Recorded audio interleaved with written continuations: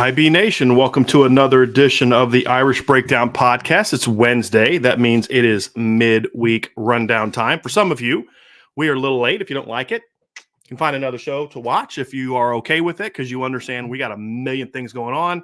Then, hey, better late than never, right? We're ready to rock and roll. So today, folks, we're going to talk about a few different topics. As you know, the rundown covers several different things, and so we're going to dive into those today. We're going to talk, obviously, about Notre Dame, and we're going to talk about just kind of continuing to preview, what this team is going to be, what we like about this team, what we don't, some concerns we have. But today, we're going to talk about a little bit more abstract, let's say that, things that we need to see, as opposed to what we have seen, or predicting different things. We're going to talk about what we need to see. And when you look at Notre Dame and you look at who they've been and you look at who they need to be, breaking down what they need to do to get there. So we're going to talk about that today. We'll talk offense, we'll talk defense, we'll talk special teams as well. Because obviously, I mean, look, as good as their special teams were last year, there are areas where they can certainly get better. And we'll talk about that as well, and we'll dive into those statistics as well as we talk about kind of what we need to see from this Notre Dame football team and then why. And it's not just about, okay, here's where Bama ranks and here's where Georgia ranks and here's where Ohio State ranks, but it's more looking at it from the standpoint of who does Notre Dame need to be to beat those teams, right? And so I'll give you just an example of what I mean. I could say, hey, look, Notre Dame's got to be more of a big play offense in the pass game. Okay, well, Ohio State, Michigan, and TCU all ranked in the top 20 last year in the past in big plays in the pass game. Georgia ranked like 70th. So it's not so much about they didn't beat Georgia. It's not so much about this is the ranking profile. And I've done those things before. And I think there are things that you have to do in order to, be a championship caliber team. But it's more so about what does Notre Dame specifically have to be to in my opinion, to be that championship type of team. And then what are some of the areas they need to do to get there? So we'll dive into that. We'll talk offense, talk defense. I'm going to go over sort of my 5 bellwether recruits for the Notre Dame offense in the 25 class. We'll also talk about Rivals came out with their new rankings today, their new top 250 for the 24 class prior to the season starting. I'll go over that a little bit. And then I am going to have Ryan in the background today, starring some mailbag questions. So we will do a sort of a mini breakdown, I should say, mailbag, I should say. We're not going to do like a full long mailbag because Notre Dame has practice today, so I'm going to have to leave a little after 2:00 to get to that. But I do want to, since the season's going to start next week and we're not going to have Wednesday mailbags, I did want to have one here on this particular Wednesday so we can get ready for that. So that's the agenda for today. So if you do have some questions, go ahead and get those in. Obviously, super chats will get the precedence in that short mailbag time. But if you do have some questions now or some come up during the show that you want to ask about, go ahead and throw those in there. And if I actually see one during the show that's relevant to what we're talking about, I may bring it up and address it during the show. So feel free to throw those in there as well. So that's what we're going to talk about today in this week's Midweek Rundown. So I want to begin on the offensive side of the ball, and I think the reason we're going to start with the offense is because this is the area, in my view, that has to make the biggest jump for Notre Dame to be a championship contending team. And the reason I say that is not just it's partly about the obvious. Notre Dame hasn't been very good on offense in recent years. Last year's Notre Dame offensive team obviously was, we all know what it was, right? They finished 41st in scoring, and that was with a team that had multiple defensive touchdowns, multiple special teams touchdowns, several other drives that were set up with really short fields. They had a 12-yard scoring drive against touchdown drive against Clemson because of a pick. They had a 3-yard scoring drive against Syracuse because of a blocked punt. And when you take those out, Notre Dame's scoring offense was in even rougher shape. I mean, you beat Clemson 35-14. You only scored 2 offensive touchdowns off of somewhat of a lengthy drive. You only scored 3 total offensive touchdowns. You scored 41 points against Syracuse, but you had a pick 6 for a touchdown. You had a blocked punt that set up another touchdown. So you take those 4 points away, and all of a sudden it's a 27-24 ball game that Syracuse might be in at the end of the game. So the offense clearly has to get better, but it's also about this. The offense has to get to the point where it can do one of 2 things to win a championship, right? It's not just about yards and points and big picture statistics. You got to do one of two things. Number one, you have to be able to get into the postseason and win a shootout. I don't care how good your defense is. I do not care. You have to be able to win a shootout. And if you want proof of that, look no further than the Georgia Bulldogs. Look, last year, folks, Georgia gave up 14 points per game. That's it. 14 points per game. But look what happened in the first round of the playoff. They had to score 42 points to win that game because the other team scored 41, and the other team still had a chance to win the football game at the end because of, you just look at it, they got into a shootout and they were able to get down the field and get in field goal range. They couldn't make it. Georgia gave up 41 points in the SEC title game in 2021. You look at Georgia's first trip to the playoff. In the first round of that playoff game, they went to overtime against Oklahoma and beat them 54-48 in double overtime. You have to be able to score to win a championship. We've talked about this, right? You look at the teams that have won national championships, the teams that are winning those games. It's like I tried to have this conversation last year, and people say, well, look, Georgia didn't need a great offense to win the championship because the other team only had 7 points. And my response was, well, they had to have a great offense to get to the championship game because they needed to score 42 to beat Ohio State. But the point isn't what Georgia needs to do to score. It's what the other teams need to do to beat Georgia. Georgia scored 65 points. So in theory, you could say TCU needed to score 66 to win, right? And so you've got to be able to get into the postseason and score. Look, the 2020 national championship game, the team that won it all, Alabama, scored 52 points to beat Ohio State. They scored 31 to beat Notre Dame. In 2019, obviously LSU was a scoring machine. They scored over 40 to beat Clemson, or to beat Ohio State that year. In 2018, Clemson won it all. They scored 44 in the national championship game over Alabama. They scored 30 to beat Notre Dame. So Notre Dame needed to get over 30 points against an elite defense. That leads me into number two. In order to win a championship, it's not just so much about points per game. Everybody's going, well, what should the points per game be? It's not necessarily about that, because we've talked about this recently. Notre Dame's best point per game total in the last 10 years was the 2019 team. And when you look at that 2019 team, you got to remind yourself, that they scored 36 points per game that year. That season, Georgia only scored 30.8. So Notre Dame was almost a touchdown better than Georgia was that year. They were 36.8. Georgia was 30.8. But what was the reason? Notre Dame scored 66 against New Mexico. They scored 52 against Bowling Green. They scored 52 against Navy, 45 against a really bad Stanford team, 50 against a bad Boston College team, 38 against a bad Duke team. What they do against every good team they played that year? They struggled to score. They scored 17 points in a win over Georgia. They scored a loss to Georgia. They scored 14 points in a loss to Michigan. And honestly, if it wasn't for their defense, they might have been in trouble against Virginia. If you remember that game, Notre Dame won 35-20. I believe they were losing at halftime. And it was a fumble recovery for a touchdown that got them a point. They had another fumble recovery in that game that I believe Myron Tungavaloa-Amosa ran back inside the 10-yard line to set up another score. So the numbers aren't necessarily the key. It's, can you get into those big moments and score points, enough points to win? So it's not, hey, you need to score 45 points a game. Well, in 2018, Notre Dame just needed 31. That's it. That's all they needed against Clemson. You say, but that's all they needed. The second part is, can you score on the best defenses? If you're going to beat Georgia, you've got to be able to score in a big-time defense. If you want to beat Clemson when they're at their peak, you've got to be able to score in a big-time defense. I think Ohio State's defense is going to be a lot better this year too. You're not just going to go out there and throttle all over them, I don't believe, like that happened to them last couple of years at times.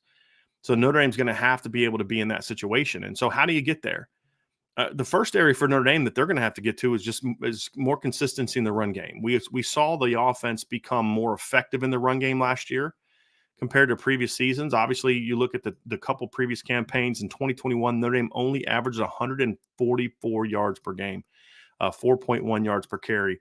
The 2020 season, yes, they had 211.1. They kind of padded that a little bit in the regular season against some, let's be honest, some bad teams. They only have rushed for 44 in the ACC title game and only 139 in the championship game against Alabama. 2019 only rushed for 179 yards per game. 2018 they were 182 yards per game. But again, there was that lack of consistency. In the game you needed to clinch it, you only ran for 121 against USC, which helped USC be a little bit more competitive in that game. You only ran for 132 against Michigan, so you had to kind of scrape and claw to get that win, and then only 88 in the playoff game against Clemson. So Notre Dame has not been consistently dominant running the ball. Now, it got better last year. There's no doubt it got better last year, especially as you got kind of deeper into Coach Eastand's tenure. You saw Notre Dame go for 287 against North Carolina, 234 against BYU, 246 against Syracuse, 263 against Clemson, 281 against Boston College, 265 against South Carolina. However, even with that in that stretch, you saw some inconsistency. You only ran for 66 against Navy. You ran for 90 against USC. Won one of those games by 3 points, and you were lucky to kind of hang on because Navy had all the momentum in the second half, and then lost the other game. Now, there are contributing factors beyond just the run game alone as leading to those results, but the fact of the matter is they need to get better running the football from a consistency standpoint. That does not mean they need to average X number of yards. It does not mean they need to have X number of 200-plus yard games. You can meet all those needs and still not be able to run the ball when it matters. I mean, I think we would all agree that the Notre Dame football team in 2017 was one of the best rushing teams we've seen in a very, very long time. But they couldn't run the ball against Miami. They couldn't run the ball against Georgia. They couldn't run the ball against Stanford. And you lost all 3 of those football games. That's just the reality of it. And again, other factors contributed, but a consistent running game is what you need to see from Notre Dame this year. And that's what they're going to have to work towards. So how do you get there? There's a lot of different things that go into it, which we'll dive into a little bit as we get into sort of a bigger picture thing that factors into this. But obviously Notre Dame is going to have to be a more consistent running team on offense if they're going to be a team that has a legitimate chance to not just get through the schedule with a record good enough to compete for a championship or to even get in the playoff to compete for a championship, but then once you get there to be able to do some damage.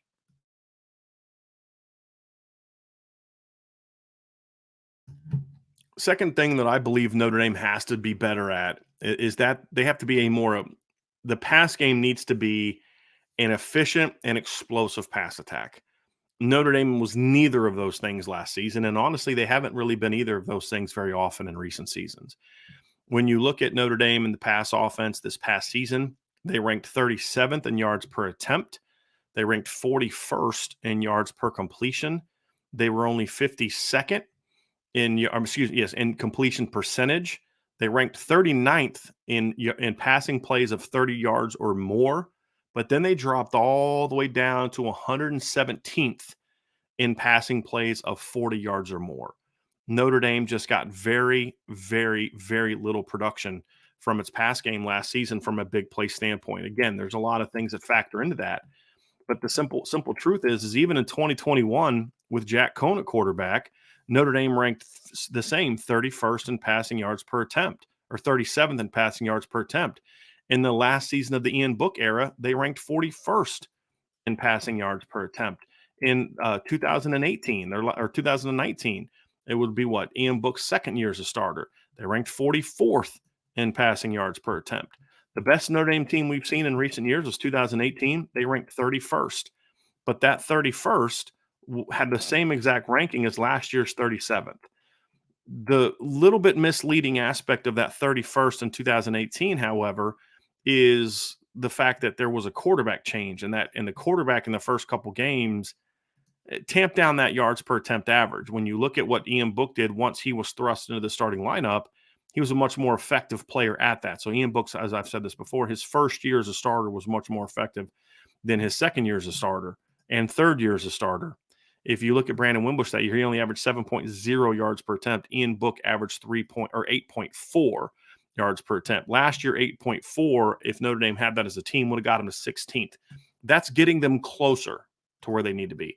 But if you actually look at Ian Book's numbers in the games he started in the regular season, he was closer to 8.9. He only had 4.3 against Vanderbilt, if you remember correctly. That game, he was not the starter. He came in off the bench as sort of the red zone quarterback. He had 3 completions for 13 yards and a touchdown because he was just thrown in the red zone. And so that was 4.3 average, pulled it down. And then, of course, he was not very good against Clemson. He only averaged 4.7 yards per attempt. But if you look at his yards per attempt numbers, in the regular season when he was a starter, it was 9-6, 8-4, 7-7, 8-3, 10-0, 10-1, 7-9 against Florida State, and then 9.0 against, or 7.9 against Syracuse, and then 9.0 against USC in a game that clinched that. So that is more in line with what the number needs to be. That shows me it's a more efficient pass attack. That's a big part of it. It's not, yes, big plays are important, and I'll get to those, but I'm starting with efficiency for a reason, because Notre Dame has to be a team that can be efficient throwing the football. And this leads to point number one when I talk about consistency in the run game. If you look at Notre Dame running the football, as we've talked about this, the years they've been really good at it, you're running into heavy numbers. You're running into loaded boxes. Your offense is an offense that's not efficient throwing the football, an offense that doesn't rank in the top part of the country, the top 30 in the country in pass completion percentage. I don't need Notre Dame to rank in the top 10 because I want them to be aggressive. It's hard to be aggressive and rank in the top 10 in completion percentage unless you're a pure air raid team that just throws a bunch of screens and RPOs. So I don't really care as much about the completion percentage being great. It definitely needs to be higher than 52nd, in my opinion. Get into that top 30, 35 is where I want to be. But I want to see Notre Dame get into that top 10 to 15 in yards per attempt. That's a big thing for me, because what that does is that means you're in situations where if you're in 2nd and 8, 2nd and 6, you can throw the football and get yourself into really good situations with moving the chains or getting into 3rd and 1s.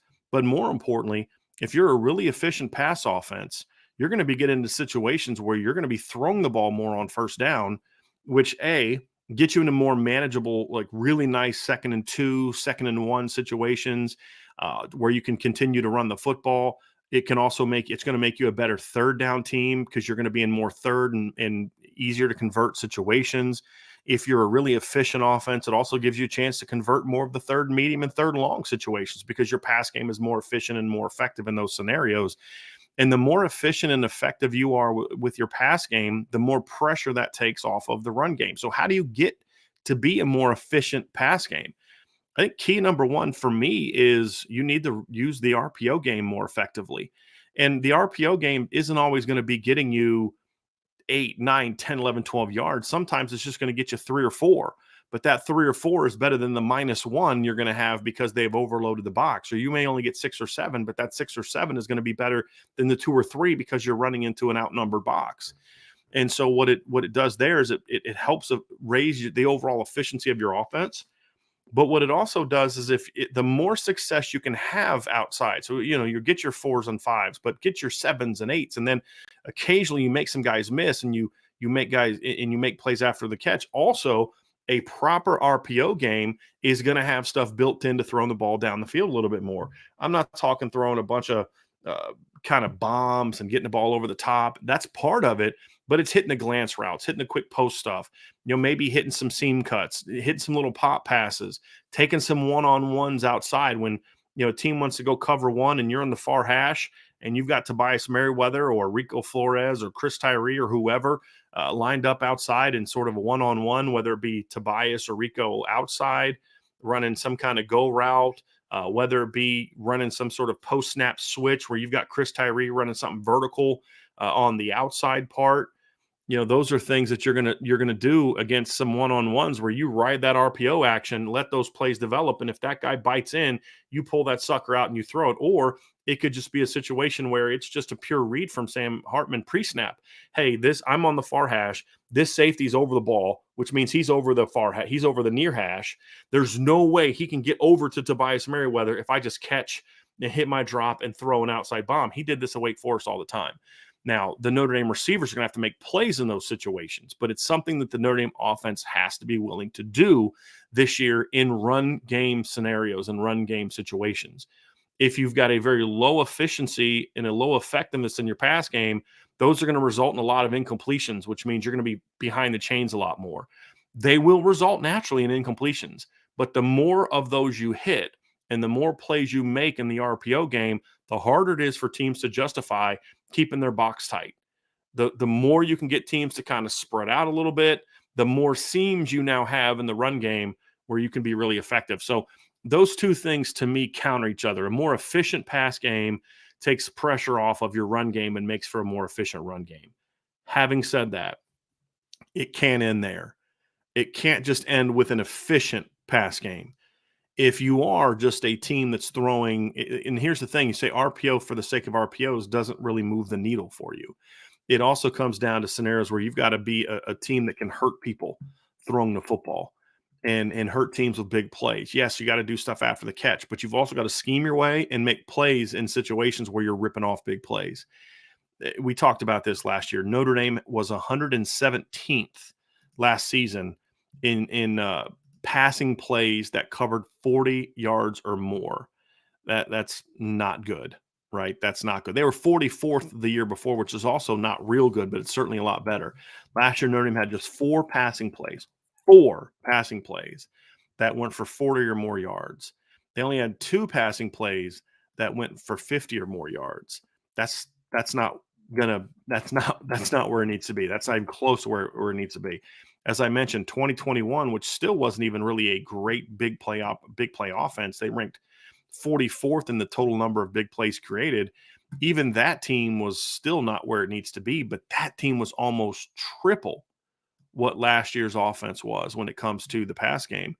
And what's even more concerning is when you look at the pass game last season, most of the big plays we talked about came from the running backs. You look at the longest reception you had last year was from Logan Diggs. You had several long pass plays from your running backs. Audric Estime had a 36-yard gain. So you look at these scenarios and you're saying, man, you had one of your 40-plus plays last year from Tobias Merrill was the only ball he caught last year. So you're in situations where you're not even really throwing the ball down the field to get some of those big plays. That's okay, but you also have to be able to really attack a team over the top. And that's just something that Notre Dame, honestly, was not able to do last year and really didn't do a whole lot the year before, which is partly why they averaged 41st in yards per catch last year, because they're not a team that necessarily scares anybody. And when you don't scare teams down the field, guess what? They're going to keep loading the box, and especially the good teams. I mean, you're going to get to the playoff this year, and I don't care what your pass game says. If your run game is what we hope it's going to be, Georgia and Bama, Clemson, Ohio State, Oklahoma, Texas, whoever you're going to play. Oklahoma, I can't believe you said Oklahoma. They're not going to be in the playoff this year. Texas, Washington, whoever, they're going to look at Notre Dame, and they're still going to say, we got to stop the run. We got to stop the run. We're going to make them beat us throwing the football. That's just what they're going to do. And it's going to make running the football a little bit harder. Now, if you can come out and hit some of those big plays, it takes a little bit of pressure off. If you think of back to the Notre Dame-Clemson game in 2018, one of the biggest changes in that game was we say, well, when Julian Love went down. But what happened when Julian Love went down?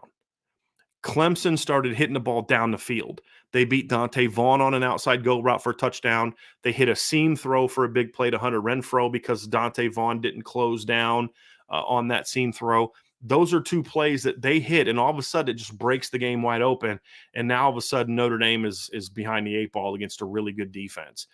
And when Notre Dame was shutting Clemson down, what were they taking away? They were able to get on the perimeter and take away the big throws in the pass game, and then they were able to then use the box to be effective and slow down the run game, and it kept them in that football game. But the minute Clemson started hitting some big plays, all of a sudden Notre Dame had to get out of their game. And once they got out of their game, that's when Clemson kind of poured it on in the second half and put that game away with a long run and just, moving the chains and really racking up the yards in that game, which make the stat line look far worse than the actual game was. And so you've got to be able to get down the field. And so what that means with Coach Parker is he's got to do things also to create that. And that leads me into my third point for the Notre Dame offense. The Notre Dame offense has to be a more diverse group this season. What does that mean? Okay, diversity from a football standpoint means mixing up your personnel more. Last year, they were a very heavy 12, 13/11 personnel team. Very rarely went two backs. They're 11 personnel. They kind of had the same guys in the same spots most times. You kind of had an idea personnel-wise what Notre Dame was going to do. Another part of being diverse is being a team, in my opinion, the way Notre Dame needs to be. Now, this isn't true for every team. Some teams, they're going to go tempo and do all those kind of things. That's not who Notre Dame is. That's not who I'm asking Notre Dame to be. So if you're not going to be a tempo team, then you need to be a very diverse team as far as what you do pre-snap.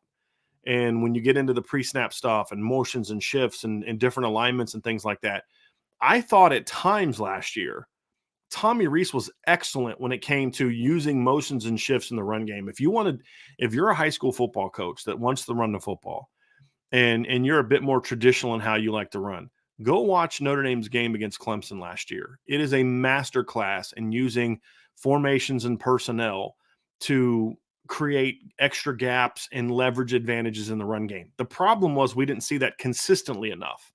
And so some weeks we would see this master class and other weeks we didn't see that. But what we did not also see is we did not see that same type of stuff used in the pass game for a number of reasons, personnel-wise, on the perimeter, personnel-wise, a quarterback, those type of things. And so what Coach Parker is going to have to do this year is, from a personnel standpoint, be more diverse. And that means forcing the defense to put different guys in the field, because most teams, even some of the better teams, are going to not be as good when you can get them out of their base looks against you. If you can get Georgia into a nickel look and get one less big boy on the field, that plays to your advantage, in my opinion, when it comes to being able to run the football. Same thing is true against Clemson. Same thing is true against Alabama. So when you can do those type of things, it's going to help you be a more effective running team if you can force them to be in those situations, because your personnel allows you to spread the field more. I think that's going to be something that we're going to be willing to do. And when you do go 11 personnel, be willing to kind of mix up how you run 11 personnel. A lot of times last year, we would see a lot of bunch stuff out of 12 and 13. We didn't see as much bunch out of 11. Be willing to not only bunch it tight, but bunch it wide. Really force them to spread out. If they're not willing to really take that overhang player or that curl or the flat player and really work him out, then you've got some advantages. We saw Tennessee destroy Alabama with this, where they'd go really wide. Bama wouldn't get enough width, and they would just attack them vertically with post-snap switches up the seams and getting them outside that sort of that seam, curl flat zone, and Bama just wasn't adjusting to it well enough. I'm not saying you need to emulate Tennessee, but the point that there are things you can implement from that, which is the wider you spread them, but still willing to actually get the ball out to the perimeter, then you force teams to get wider or to change the personnel. They may take out a linebacker and put a rangier player out there. They may take out their nickel, who's more of a safety, and put more of a corner player out there. That now opens up opportunities for you in the run game. So I think there's a lot of things personnel-wise that they can do. And then schematic diversity. I think that's especially going to be true. And what that means is, don't just be great at duo. Be really good at duo and inside zone and outside zone and counter and toss and all jet sweeps, and just throw more at teams. I think a lot of times you have to have a couple runs that you can hang your hat on. So I'm not talking about being the jack of all trades, master of none running team. I'm not saying that. You have to have some stuff that it's 3rd and 1. We know that these guys can go out there and execute that, and we can get this yard against anybody. You need to kind of have that element to be a great team at Notre Dame. But the other part of it comes down to this is you have to be willing to say, hey, we need to be really good at those 2 or 3 things, but we also need to have this stuff to support our master stuff. We need to be able to, one of the things we would complain about last year was, Notre Dame got really good at running duo, but against some of the better teams, they had a plan for it. And when it didn't work, they didn't have anything to turn to. And so the offense would stall. There were times last year where the offense started to stall and they would then go outside and then rip off a big run. And so I believe if we see more just mixing things up a little bit, keeping teams honest. I mean, when you watched the great 2017 run game, their base run play was the inside zone. I mean, that was their baby. That was when we need a play, when we need a yard, we're going to run the inside zone. But that team also ran outside zone. That team ran counter it was sort of not a counter trade, just more of a true counter. We're not a modern counter, I should say. A true counter is the counter trade, but more a modern counter, which is the guard kicks out, the tight end wraps. They did some of that stuff. Every now and then Notre Dame would run a counter tray, which is the guard and the tackle would wrap around and the tight end would seal the backside. We saw a little bit of that. We saw G scheme, which is a pin and pull, sort of an off tackle from pistol type of downhill concept. We saw them run buck sweep. from that look as well, under center and toss. I mean, excuse me, from shotgun and from a toss look. If you remember one of the long runs, Josh Adams ran it to the right. It was a 50-yard, I think 59-yard touchdown against Miami, Ohio, tossed it right, made a couple guys miss, but it was off of a buck sweep because it got him in space. And so it was a little easier for him to make guys miss in space. He wasn't a real shifty guy, between the tackles. They had a 74, I think 72 or 74-yard touchdown run going on your TV right to left, but it was to the left side of the line against North Carolina that season where they got outside and ripped off a big play. So we saw, I believe, Josh Adams, the longest run he had against Georgia, against Michigan State in 2017, I believe, was a G scheme where he ripped off that play. See, now I'm going to have to look it up. But the point is even though inside zone was your bread and butter, and they certainly had plenty of big runs on the inside zone. I mean, the 80-yard touchdown pass or a run against USC was off inside zone. I believe the 80-yard touchdown against NC State was on inside zone.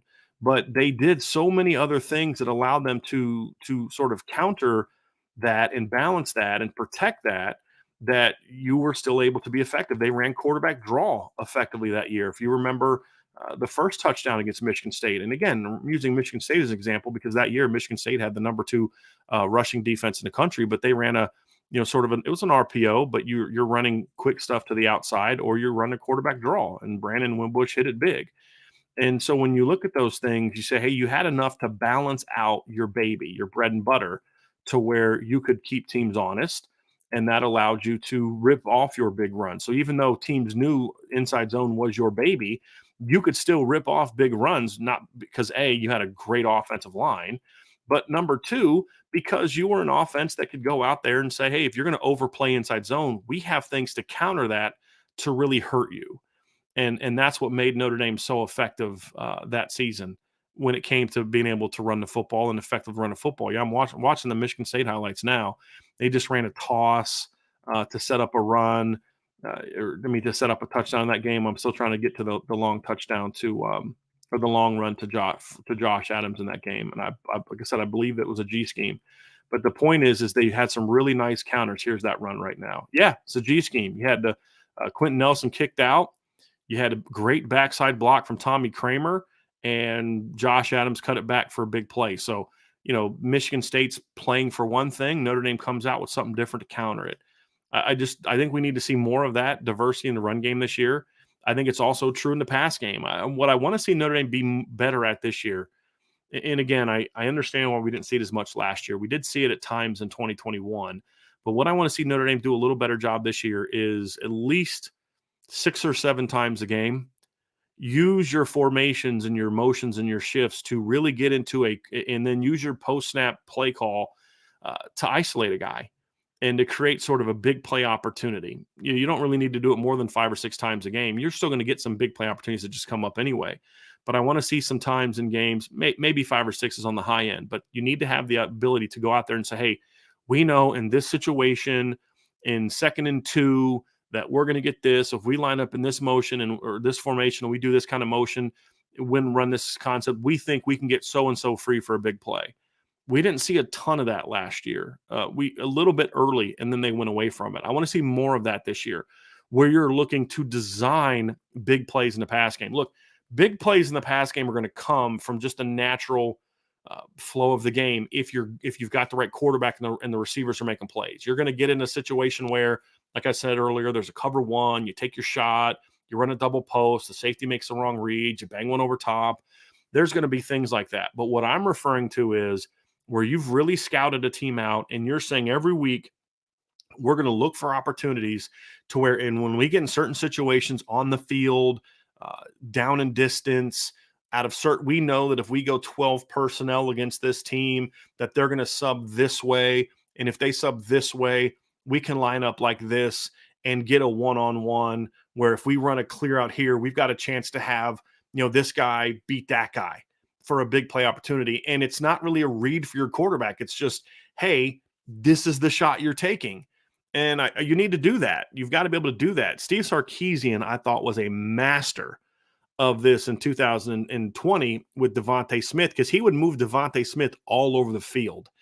And there were certain coverages he knew that in certain situations, he could get you in a one-on-one against Devontae Smith, no matter how hard you tried, because he would just put Devontae as like the number 3 guy inside in a 3-by-1 on 3rd and 2 or 2nd and 4, where you were going to line up like this, and then he could run, he'd run like a post backside and then like just run that clear route with Devontae Smith on the backside, run like a little back check down or something to occupy that backer, and then he just get Devontae in a chase. Nobody's going to cover Devontae Smith in that concept. How can you get Devontae Smith wide open in a one-on-one? Great personnel, great knowledge of what the tendencies of the defense, number one. So you need a really good advanced scouting situation. Number two, being diverse with how you line up, not just putting Devontae Smith in 1 or 2 positions the whole game, but knowing in this situation, you're not going to do it a ton, but in this situation, we can get this player here, knowing that we're going to be able to run this route concept to get him in a one-on-one. Those are things that I want to see Notre Dame do more of this year. It's not doing it 9, 10, 11 times a game. I said 5 or 6. It could be 3 or 4, but you just need to have those situations. And if you hit a couple of them, that's the thing, is if you run 4 of them and you go 50-50 on those 2 plays, that's 2 pass games that you've schematically generated to create big play opportunities that are going to give you a chance to then get easy yards, but then also take some of that pressure off the defense. Because if Notre Dame can add explosiveness to their pass game, it's going to make their run game really hard to stop. That's really the big key, is if you have to be weary of them being a big play offense. So you've got to do 1 of 2 things defensively. Number one, we're going to play you more balanced. And that plays into what Notre Dame wants to do, running the football and getting the ball to the perimeter. So we're going to play you more balanced. Or, hey, we're just going to take our shots, try to heat Notre Dame up a little bit. So that way, yeah, we know that there's some one-on-ones on the outside. But if we heat this guy up, we don't think he can get that ball off in time to really hurt us. They're going to have, and then, A, you can still run at that, depending on the down and distance. And number 2 is that's going to then create more big play opportunities for you. And it puts teams at risk if your receivers can step up. So those are things that we need to see from Notre Dame: more consistency in the run game, more efficiency plus explosiveness in the pass game. And then the way to do that is with a more diverse team, a more diverse way of going about attacking teams schematically, personnel, and formationally. If we see that, I think this offense has a chance to get up. And I mean, then, and like, there's other things we could talk about, right? Like, hey, we need to see Notre Dame, be better in the red zone or whatever the case may be. And some years Notre Dame's been pretty good in the red zone. Other years not as good in the red zone. Last year they were 51st in total red zone production, but they were 19th in third down, red zone touchdown percentage. But then you look at the offense and they ranked, around like 54th in red zone opportunities. You could get into third down. Last couple years, really, Notre Dame was a pretty decent third down offense. Last year, they were 13th in third down. In years prior, they've been kind of a little bit up and down. They're 46th in 2021. In 2020, they were 7th. So it's been a little inconsistent. But to me, those areas are more byproducts of these other things. Right? If you're really good in the run game, if you're really efficient and explosive in the pass game, that's going to lead to being a better scoring team, because you're going to get more red zone opportunities. You're going to be more effective in the red zone when you get there. You're going to be better on third down because you're going to get more good third down opportunities. There's just a lot of things that it leads to. A lot of the statistics that people look to and they say, well, you got to be good here to be whatever. Those are byproducts of something else. What makes you good at those things? And those are the aspects that I try to look at a little bit today when you talk about what the Notre Dame offense needs to do and what it needs to be. What does it look like from a number standpoint? I would say one thing we need to kind of go away from this season until we have better data is, well, first of all, yards per game can be an overrated statistic, in my opinion. There's a lot of things that factor into that. I pointed out one year in my coaching career, and when I was at Muhlenberg, we averaged over 40 points per game in the regular season. Actually, we averaged over 40 points per game until the second round of the playoff. That dropped. We scored, I think, 10 that game. That dropped us right little below 40. But we only averaged like 350 yards per game that year. Like, that's a crazy low number for a team that averaged 40 points per game. Well, the reason why is our average starting field position that year was like the 48-yard line because of our special teams and defense. We had a lot of turnovers. We had blocked punts that gave us short fields. We had 2 or 3 different special teams touchdowns. So yards can be a little bit overrated, in my opinion. What I care more about and what we're going to focus more on this year is an efficiency aspect of it. and I care more about the efficiency of your run game. Ohio State last year wasn't a typical great Ohio State running team, but they still averaged 5.4 yards per carry. Georgia last year averaged 5.5 yards per carry. Michigan was a 5.6 yards per carry. Notre Dame was about 4.7 last season. They were at 4.6 last season. So I want to see that get above 5.0. That's where I want to see Notre Dame be. I'd rather than be closer to 5.2 or above. That gets you in the top 20. Anything above 5.2 is going to be excellent. And of course, you'd really like to see what they were in 2017, where they got to 6.3. That would be great. And if Notre Dame gets to that, they're going to be a really, really good running team, and a really dangerous running team. But anything above 5.2 is pretty good. Anything 5.5 or better is outstanding.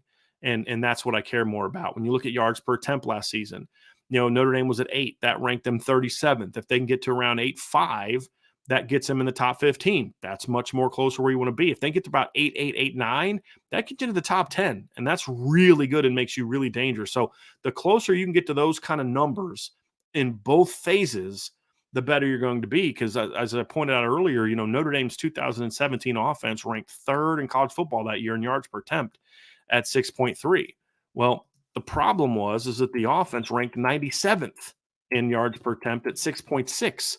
Notre Dame averaged almost as many yards per attempt running the football in 2017 as they did throwing the football. So, yeah, it was great here on this side, but because this side wasn't any good, it really hurt you in the bigger games. It hurt you against Georgia. It hurt you against Miami. And so those are the things that you've got to really look at. Is it's you want to get into that top 15 to 20 in both categories. And the closer you get to the top 10 in both categories, the more dangerous your offense is going to be. To me, those numbers will then lead to all the other things we talk about: more yards, more scoring, being able to control the clock, better on third down, better in the red zone. If those yard per attempt numbers by season's end are more in those areas, and especially in the big games can be in those areas, then your offense is going to be really dangerous, and your offense is going to be really hard to beat. And that's where, like I said, that's where Notre Dame needs to be this season. If they're going to be that kind of team that can go out there and make the kind of run that we're all hoping they can make, this is what they have to be on offense. And when they do that, they'll have a chance to be really, really dangerous.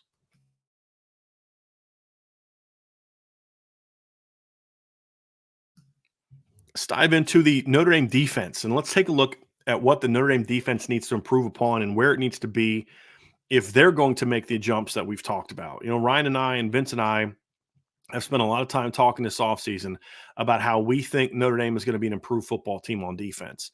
The question we have is how improved. And so Notre Dame improving off what they were last year is certainly a positive. Notre Dame was a solid defense to good. You could even argue that they were a good defense last season, but they weren't a great defense. And in order for Notre Dame to be a championship caliber football team, in my opinion, they have to be a great defense. Now, elite, and great are not necessarily the same thing. I think those are things that I look at and say, hey, look, where can they get to in that regard? In some of the areas Notre Dame last year, they were not very good in.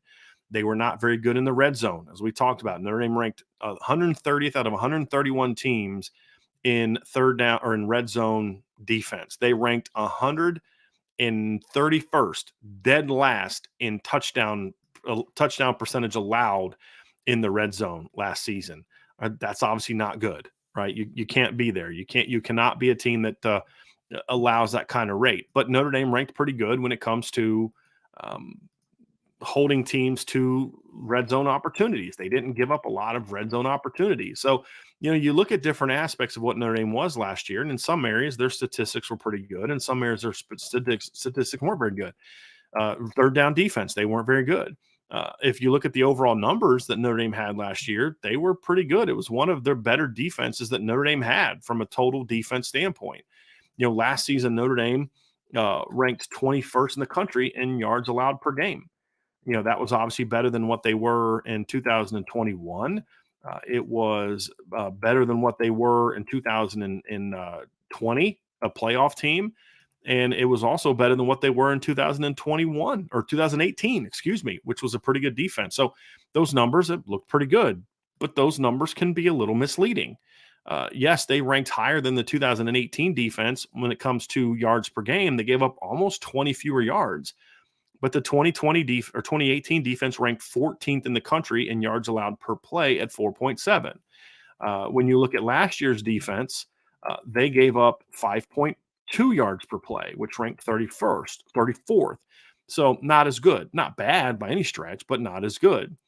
And so what does Notre Dame need to do to be that kind of defense that can play big time football on a more consistent basis? What's ironic about Notre Dame's defense last year, for all the complaints that we had, and rightfully so, I'm not regretting the criticisms I lobbed at the Notre Dame defense last year. If you look at them in the bigger games, they played pretty well in the big games with the exception of USC. They held Ohio State to 21 points. You're just looking at raw numbers. They did what they needed to do against Cal. A game that wasn't a big game from an opponent standpoint, but it was a big game from a season standpoint, because if you don't win that game, your season's over. I mean, you're starting 0-3. You are in big, big trouble. Yes, they give up 32 points in North Carolina, but a lot of that was garbage touchdowns. It was like 38-17 at one point in time. I think about almost half of North Carolina yards, maybe over half the yards, came in the fourth quarter when the game was already over. They held BYU to 20 points and played good football. They only gave up 16 to Stanford. They held Clemson to 14 points. So they played pretty well against South Carolina. They gave up 35 points, but 14 of those points were off pick sixes. And so I thought the defense played pretty well last season. And you look at it and you say, hey, they weren't bad in these moments. But the problem was that they weren't good enough in those games. And also they weren't consistently good in some of the games they needed to be. But more importantly, and I'll get into this, Notre Dame's defense last year was not good when it mattered most. And we'll dive into all those aspects of it. So what can Notre Dame do to be the type of defense that it can lead a team to a championship, right? What do they need to do? First thing they need to do, and I think this is obvious, I think we'll all remember this one, and that is they need to be a better tackling team. I mean, that's just what they need to be. They need to be a better tackling team, and a better tackling team leads to a lot of the things that we talk about. Like, if all Notre Dame does is improve their tackling by 50% this year, that's going to be a good 2-3 point improvement on their scoring defense. I'm telling you, it's going to be at least a 0.4 or say 0.3, 0.4 improvement in the yards per play that they give up in different areas. If they just tackle better, that's going to be a big part of it. And this has been an issue for a few years, especially the last couple years. They just were not a very good tackling team. And so to me, if they don't improve there, then this football team's going to have a hard time really making the necessary jumps that they need to be. And that doesn't require a lot of analysis, guys. It doesn't require a long talk. They need to make sure they're doing things in practice to become better tackling. Tackling isn't just arriving at the ball carrier and making the tackle. That's the most obvious. But being a better tackling team also includes making sure you're more assignment correct, which means, hey, if I have to be in the B gap and I try to freelance to go to the A gap, well, that linebacker that's going to have the easy run through doesn't have the easy run through, and we're not making that stop behind the line the way we needed to. That's part of tackling. That's part of leading to effective tackling, is allowing your linebackers and your defensive linemen or your trigger players, whether they're run stunts or blitzes, to have freer runs at the running back of the ball carrier. Because if I'm a ball carrier and I get the football and I take a step, it's going to be harder for me to make you miss than when I get the football and I take 3 steps, because now I have some momentum going. Now I've changed my angle. Now I can do more with my free hand. Now I can do more to make you miss. Where when I'm getting a handoff, taking a step, and then you're hitting me, more often than not, I'm going down for a loss. And so when you arrive a second late because of a mistake from somebody or your own mistake, then you're not going to be as good of a tackling team. So timing is important to being a really good tackling team. That includes, timing from a just do your job correctly, hit that blitz at the right time, hit your counter move at the right time.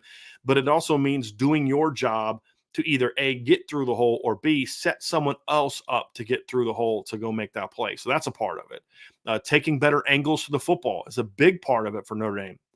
I think the secondary, especially in recent years, has been ineffective at this, where they just don't take proper angles to the football.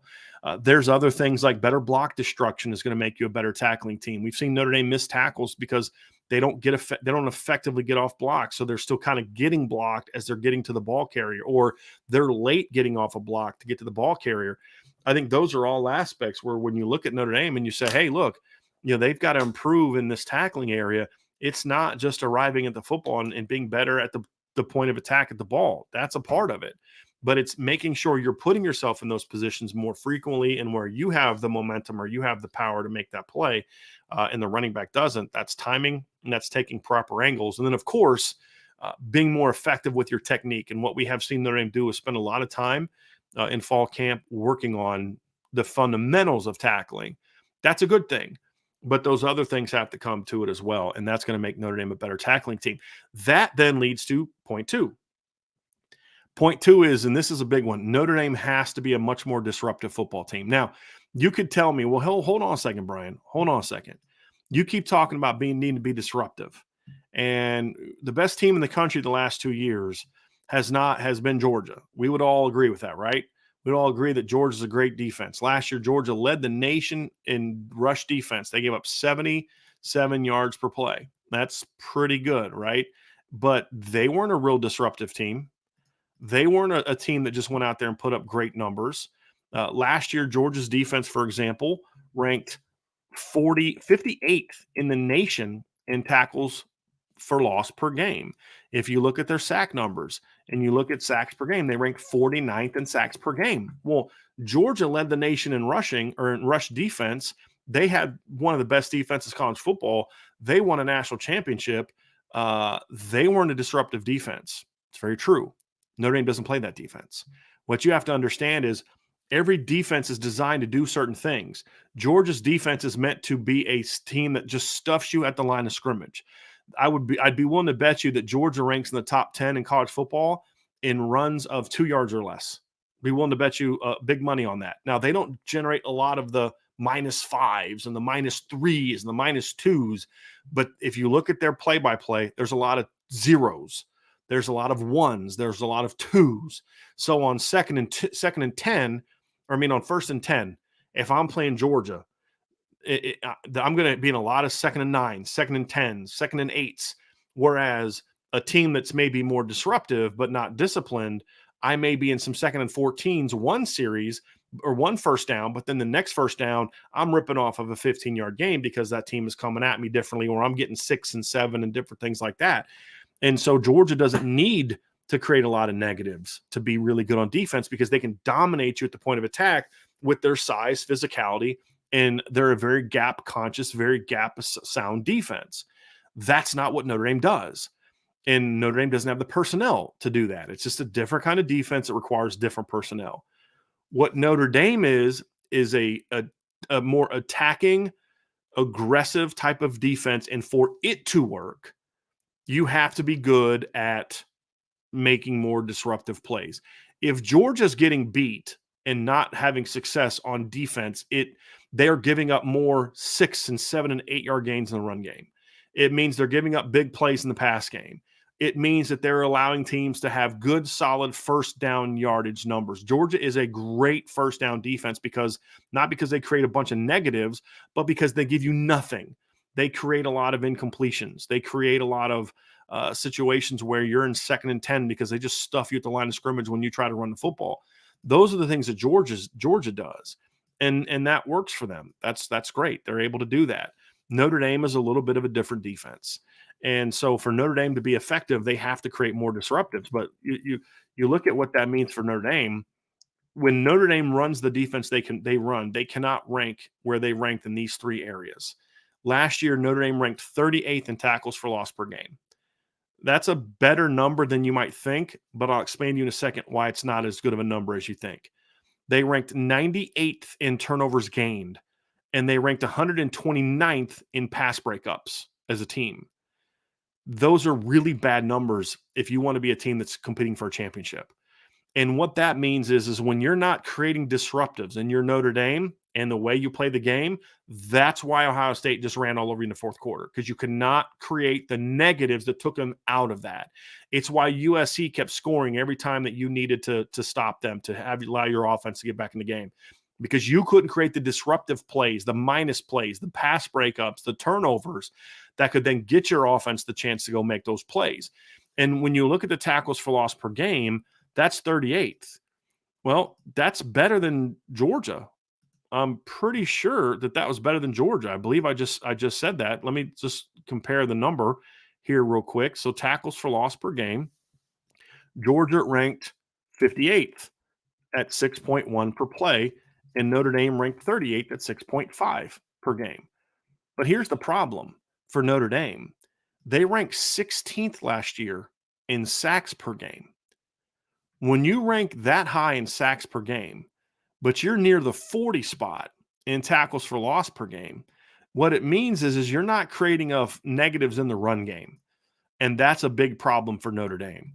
When you look at some of the top teams last year when it came to sacks, you look at Louisville ranked number 1, Pitt ranked number 2, Penn State ranked 7, Clemson ranked 10th, Arkansas ranked 7th. And then you look at where those teams were in the run game, you're going to see something that's a little bit different. A lot of those teams we just talked about had pretty good defenses.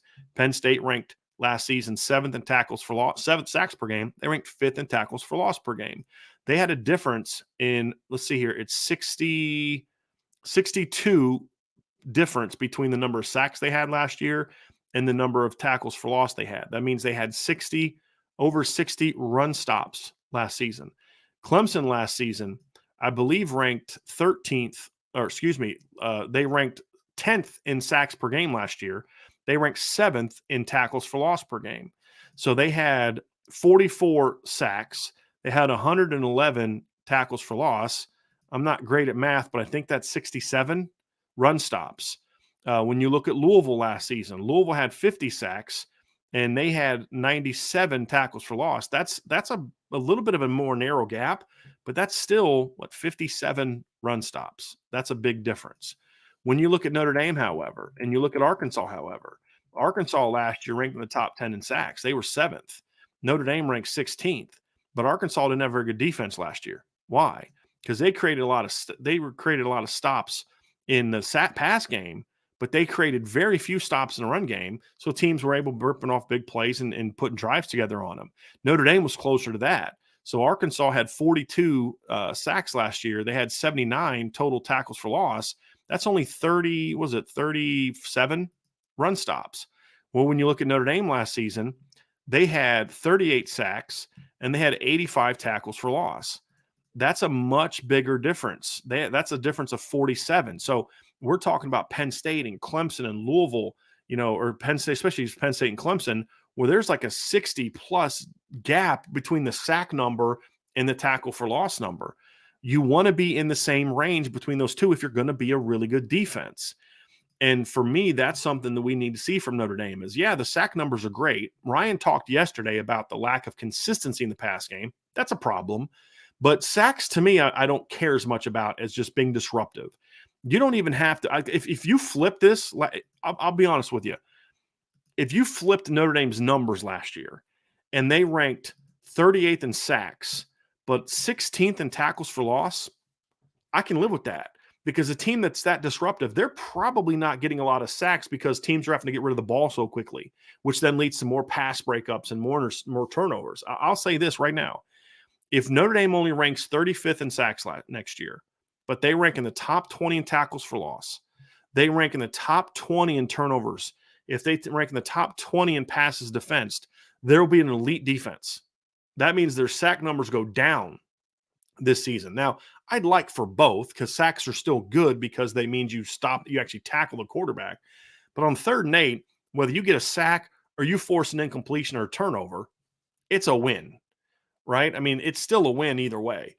So sack numbers are good, and I like sack numbers, and I would prefer a sack instead of just forcing an incompletion on a particular play, unless the incompletion is going to be a result. The end result is an interception. But it's the tackle for loss numbers in the run game. Because I could easily say, hey, you've got to get better in run defense. And we've made that case before. That's why I'm not necessarily making that case here as directly, because we did a whole show on this over the summer. My point is, if you're a more disruptive team, that makes you a better run defense. If you tackle better and you're disruptive, your run defense is going to be pretty good.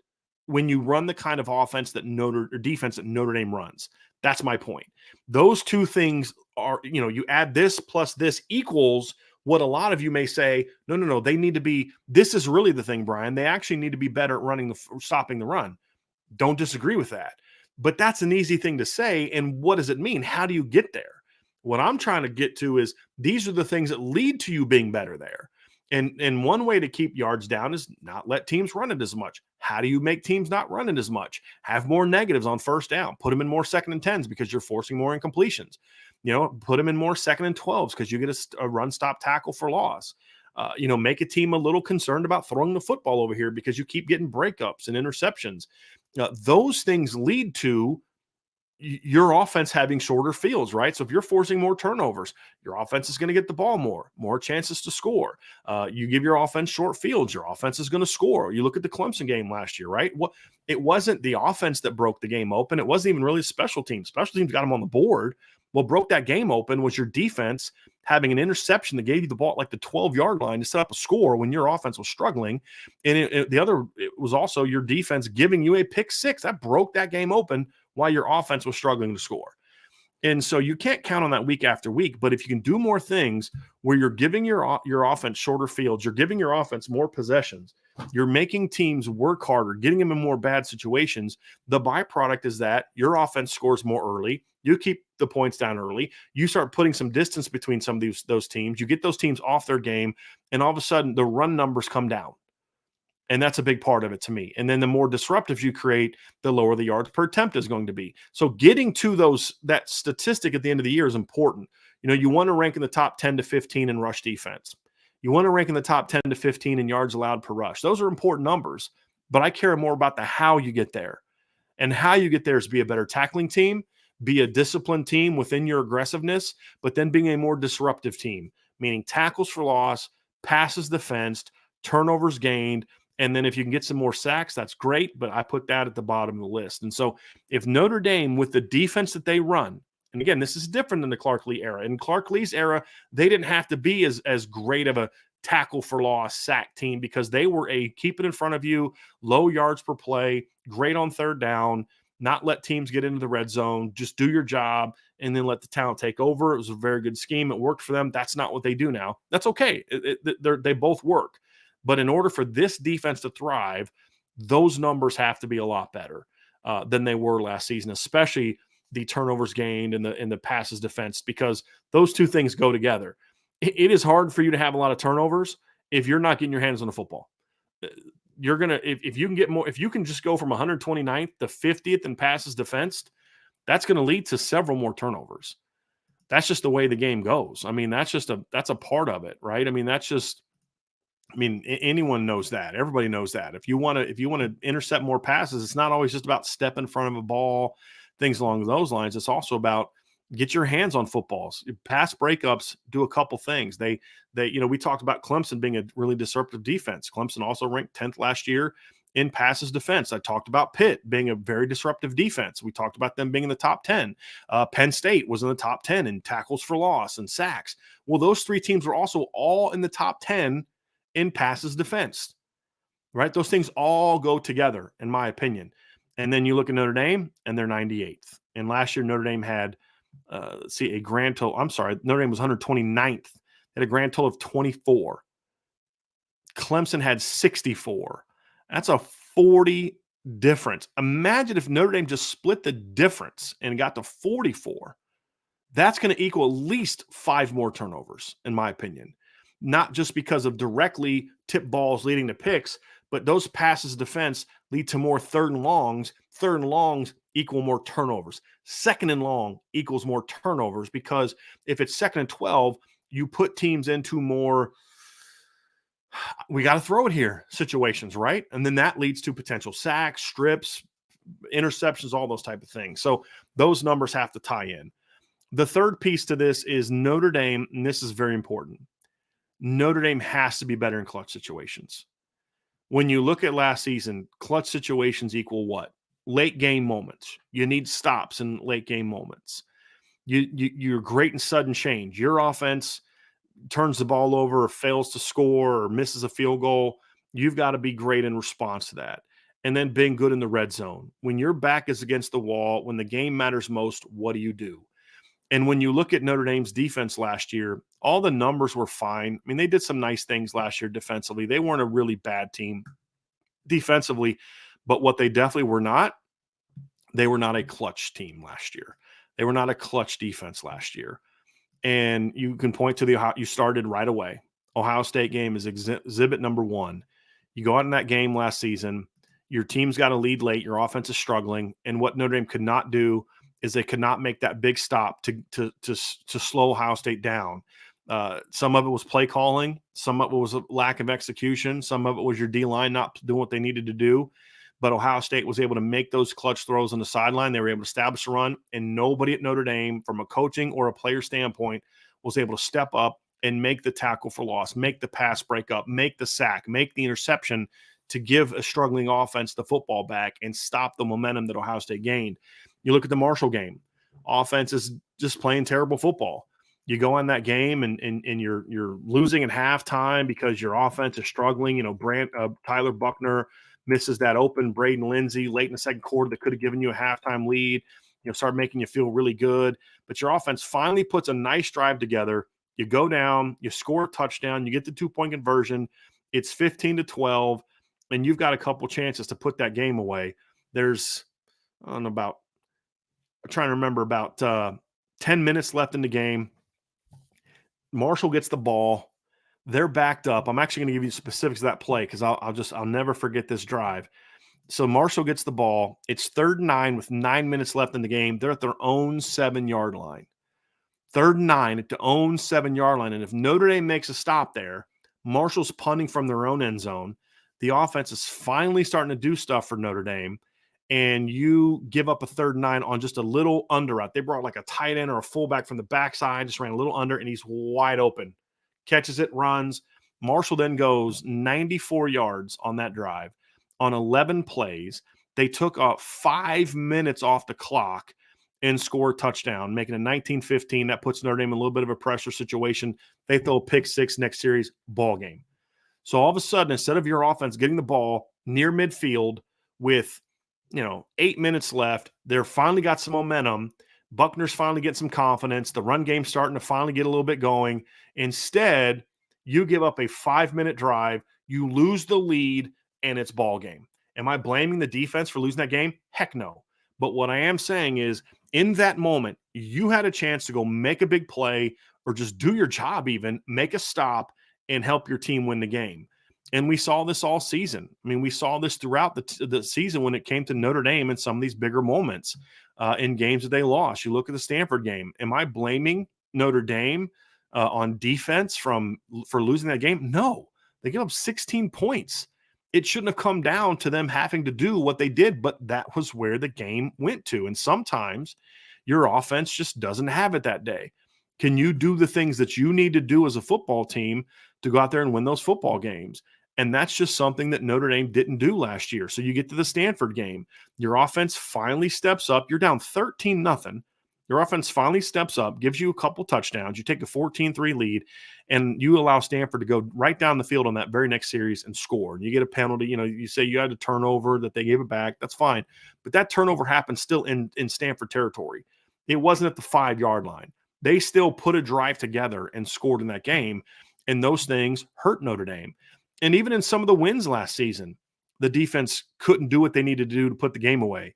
They couldn't put North Carolina away that they needed to. They couldn't put BYU away the way they needed to. They kept giving up cheap scores to UNLV when you're trying to get some of your younger guys on the field. They allowed Syracuse to get back in that game a little bit. You get to the USC game, and your offense is sputtering and your defense needs to make some stops, and they just couldn't make those plays. You come down that first series, third quarter. I'm not blaming the defense for Drew Pine putting the ball on the ground. That's it. It is what it is. You can't do that. And so what my point is, I'm not blaming the defense for Drew Pine doing that, but you needed to come through the stop. You needed to stop USC on that next drive and allow your offense that had finally started to move the ball a little bit, a chance to go down there and maybe get you back in that game. And so what happens? Notre Dame drives, Drew fumbles it, and the defense allows USC to go on a 7-play, 74-yard drive. I mean, Notre Dame had scored on the previous possession before that. They scored on the next 2 possessions after that. The offense was finally rolling. You just needed one stop. And instead, a 17-7 game turns into a 24-7 game, and it's ball game. And that's just the way that it went. Again, am I blaming the defense for losing to USC? No, the offense is the one that put the ball on the ground. But you needed to do your job and kind of step up when the offense struggled. And we just didn't see that enough from Notre Dame. And then, of course, when you had the worst red zone defense in college football, I mean, there is no more clutch moment than being in the red zone, in my opinion. I mean, they're in the scoring zone. What are you going to do? And that's kind of where we kind of get to. And so you've got to make those stops. And those are clutch moments. And Notre Dame just did not do enough of that. So if the defense is going to be where it needs to be, and again, I could get into the easy stuff. Well, they got to give up X number of scoring. They got to rank here in scoring defense. They got to rank here in rush defense. They've got to get this many sacks. Those are all fine and dandy. But what I'm saying to you is that there are things that lead to those results. And when those things get better, then the defense all of a sudden starts getting better and starts playing championship football. And that's where Notre Dame needs to be if this defense is going to play championship caliber football.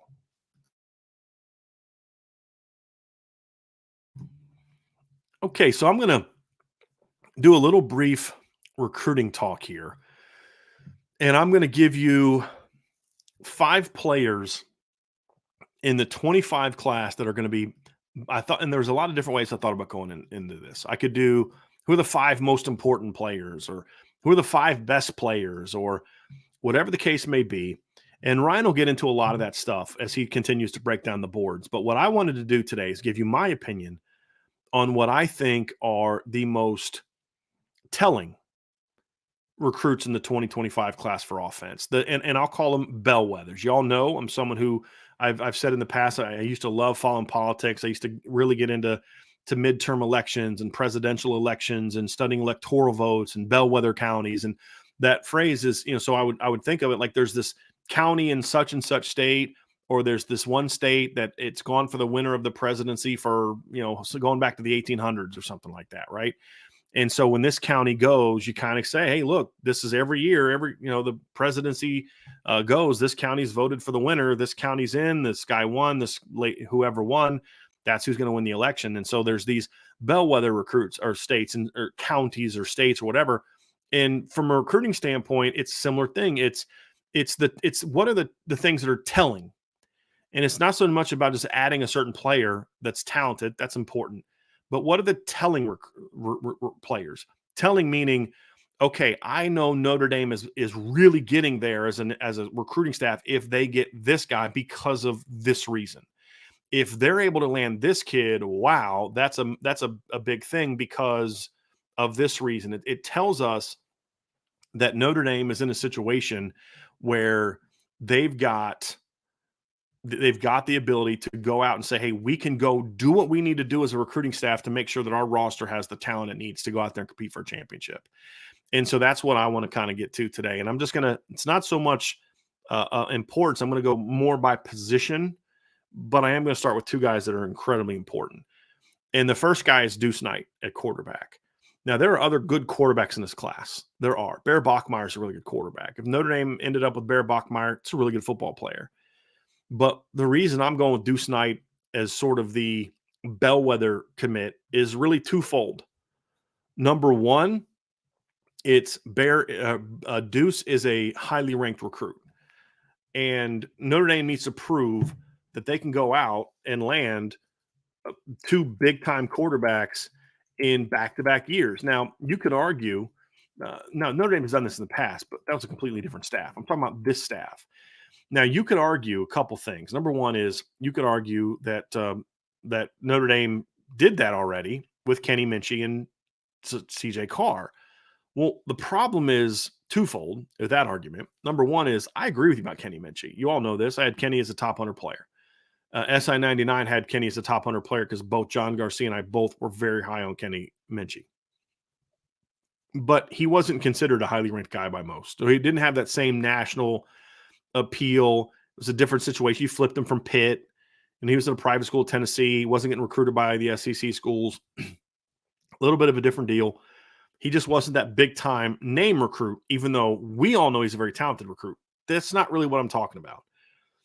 What I'm referring to with Deuce is the second part is you could also say, well, Bear's a highly ranked guy as well.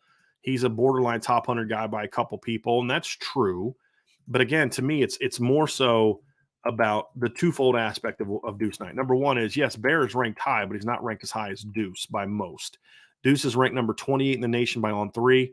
He's ranked number 55 by Rivals. He's the number one dual threat quarterback in the nation, according to Rivals. He's number 2 by ESPN. He's number 91 overall by ESPN. It's just a different level of recruit, number one. And so it tells us that this Notre Dame staff, with Marcus Freeman in charge, with now Gino Guidugli and Jared Parker, now they didn't land CJ Carr, but they had to be able to convince CJ to stay. They did.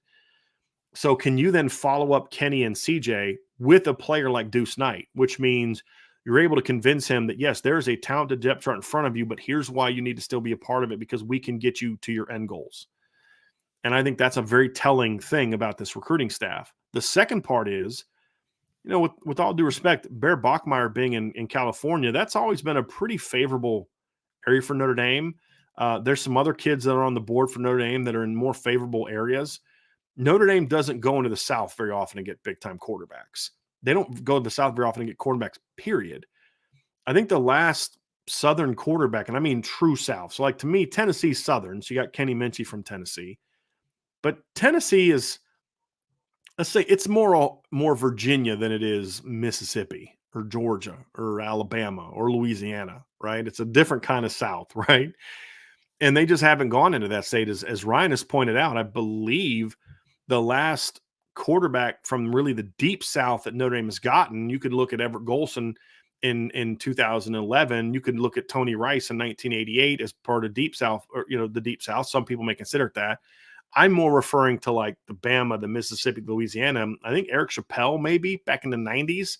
I know Jarius Jackson was from Mississippi back in the 90s. It's been a minute. And so to get him, it's more of looking at it from the standpoint of Louisiana. Arnaz Battle was from Louisiana as well, I believe. So he would be one. But again, we're talking about the 90s, early 2000s. It's been a while. I always forget about Arnaz because he moved to a receiver. So not only can you get a big-time quarterback for a second year in a row, which has great benefits to stocking your quarterback depth chart and ensuring that the quarterback position to be loaded. And people I'm talking about quarterbacks, y'all, not just any player. They got a kid from Mississippi like 4 years ago. I'm talking about quarterbacks. It's been a tougher road. And to get that back-to-back talented player like this in an era where you hope that the quarterback development is going to be better than it was under Kelly, where you got talented quarterbacks that just didn't develop, but also being able to go into the South. When you look at what Notre Dame did under Kelly, people say, Brian Kelly couldn't recruit quarterbacks. Well, he did for a while. He was terrible at it at the end, but they went through a stretch. They got Everett Golson in 11. You got Gunnar Keel in 12. You've got Malik Zaire in 13. You got Deshaun Kaiser in 14, and you got Brandon Wimbush in 15. That's a heck of a 5-year run. The problem is you couldn't develop those players, but those quarterbacks were from South Carolina, who didn't have an offer from Clemson or any other SEC powers, and Everett Golson. Your 2012 quarterback was from Indiana.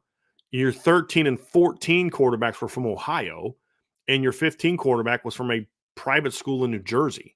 Those are all very, very pro Notre Dame areas outside of South Carolina. And so this is going into somebody else's backyard, the SEC's backyard.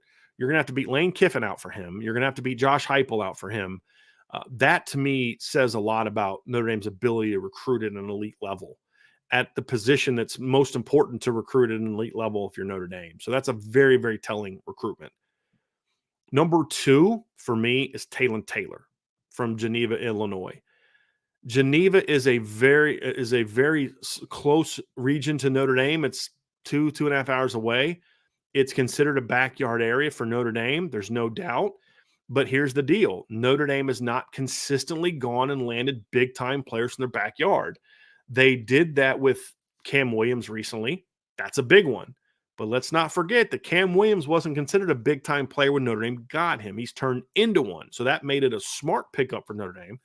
they kind of got ahead of everybody else. Michigan really wanted him, but the national schools hadn't gotten on Cam yet when Notre Dame did. It was before his junior year blow up. Smart recruiting. But can you go into Illinois and beat them for the best kids? The reality is Notre Dame went toe-to-toe with other national powers and regional powers for a 5-star kid out of Illinois in the 2024 class, and they lost. That's Justin Scott. Because when Justin made his decision, he was considered a big-time player. Now, I'm not going to dismiss getting Cam Williams because I'm not going to punish Notre Dame for being on Cam before everybody else did. But it's really about, can you go beat the big boys for the big-time kids in your region?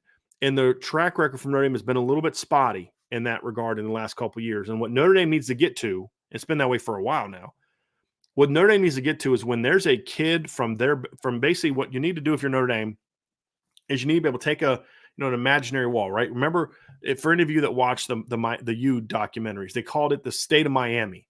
And so like they basically created a map, and I think it was like up through like the Orlando corridor, everything down. They didn't call that Florida. They called that the state of Miami, meaning they had to dominate that region.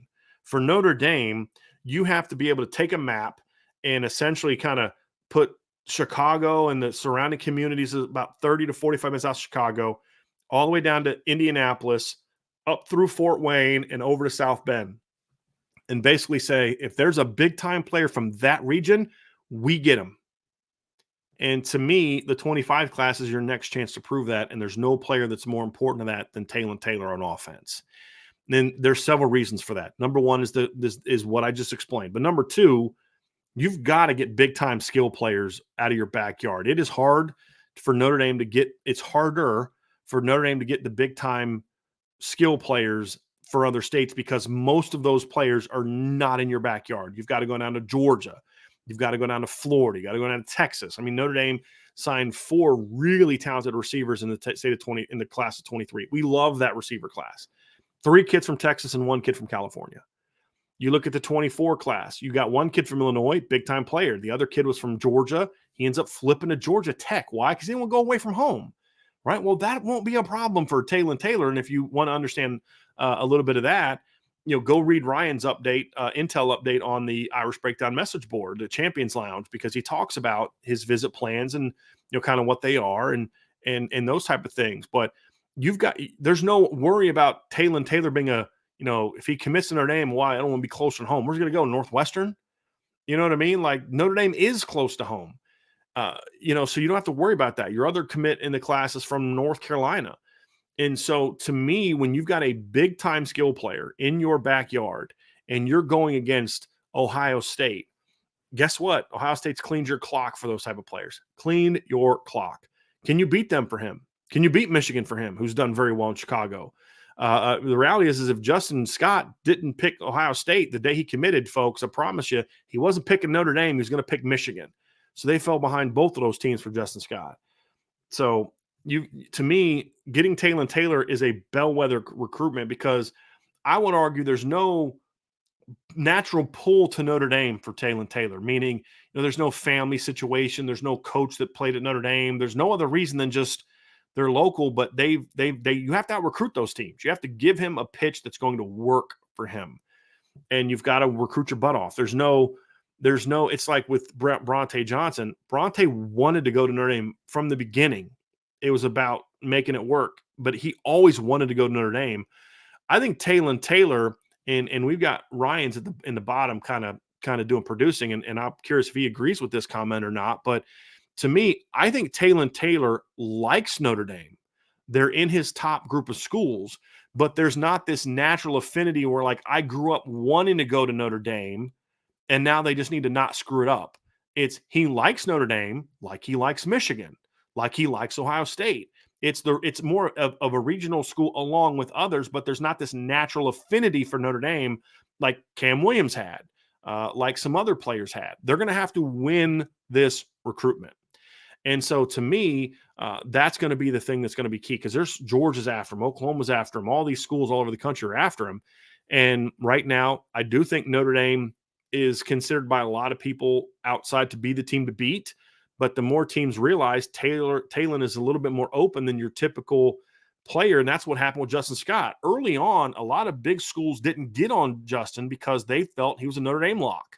That's why Ohio State was late getting on him. That's why Georgia was late getting on him. But then when they realized he was open, that's when all of a sudden these schools got in and ended up passing Notre Dame. They're going to find that out about Talon, and that's going to start getting even more schools on him. Notre Dame's going to have to win it. If they are able to win it, not only do you add a big-time player, but it's another example, along with Kingston and a couple other guys, of you being able to go toe-to-toe with the big boys and say, nope, this one's ours.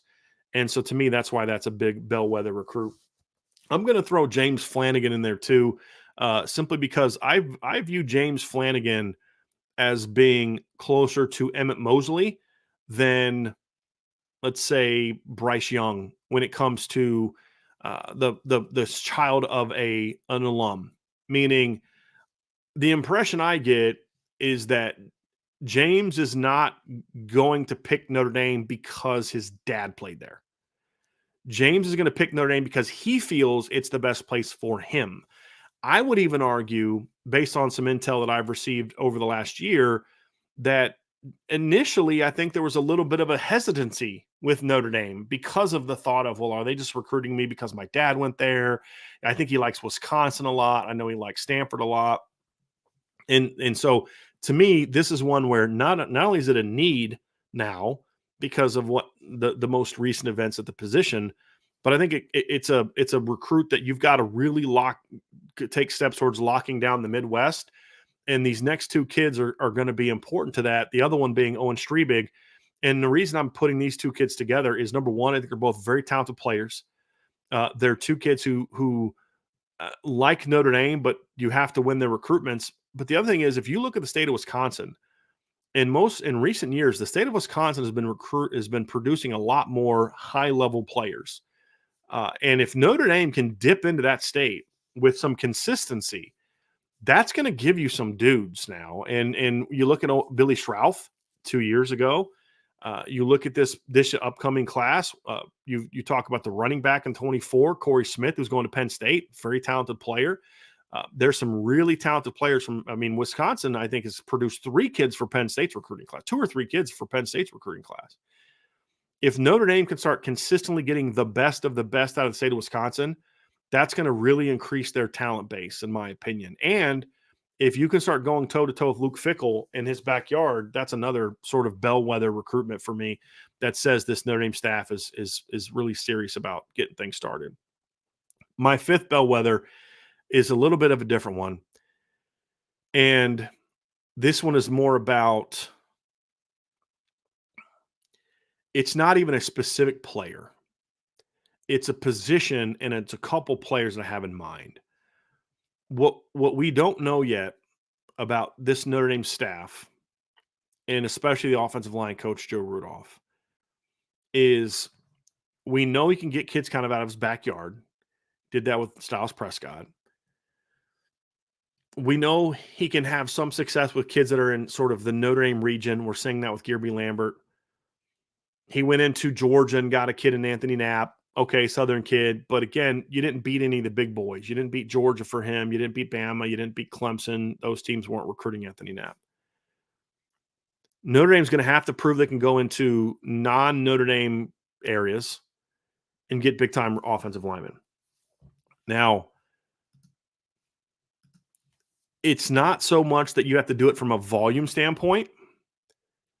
It's not even about you've got to get 3 or 4. You've got to get a guy every year, but you have to show the ability to do it at the offensive line position, because you can't always rely on pro Notre Dame areas. You can't always rely on your region, your backyard being filled with those top players. And there's a couple kids I have in mind here. And they're both going to be tough. They're both going to be tough gets. Neither of them are going to be guys that I even would predict Notre Dame to get. But how they do in this recruitment, especially if they're able to win one of these recruitments, it's going to tell us a lot about whether or not Joe Rudolph really has the chops to build the talent at Notre Dame the way that he needs to. And those 2 recruits to me on the offensive line, again, we're not talking about most important, talking about bellwether. There's really 2 kids for me. One is David Sanders, because he's I wouldn't call that South. It's more like, the mid-east of the East Coast, but it's still Southern-ish, but more so because he's a big-time player. that in a lot of instances should be kind of a Notre Dame caliber kid. He's a really good student at a really good private school in North Carolina. Notre Dame's done very well in that region. But right now, you're not getting much interest from him. And he's an elite player. And the other kid is Josh Petty. Josh Petty is a really talented kid. I think Ryan would tell you that there's a lot of things about him that make you think he's a Notre Dame type of kid, meaning he's a kid that would fit in well at Notre Dame, will like Notre Dame, but he's also being recruited by a lot of big time programs. And if you're going to get a kid like that, you've got to go toe to toe with the best teams in the South to get him. And we don't know that Joe Rudolph can do that. And if he's able to do that, then I think that tells me that Notre Dame has a offensive line coach that can do what it takes to get the best of the best. Because the best of the best can't always be the best from your region. The best from your region is going to get you 3/4 of the way there. But to get to that final part, you've got to maybe sometimes go outside of your region.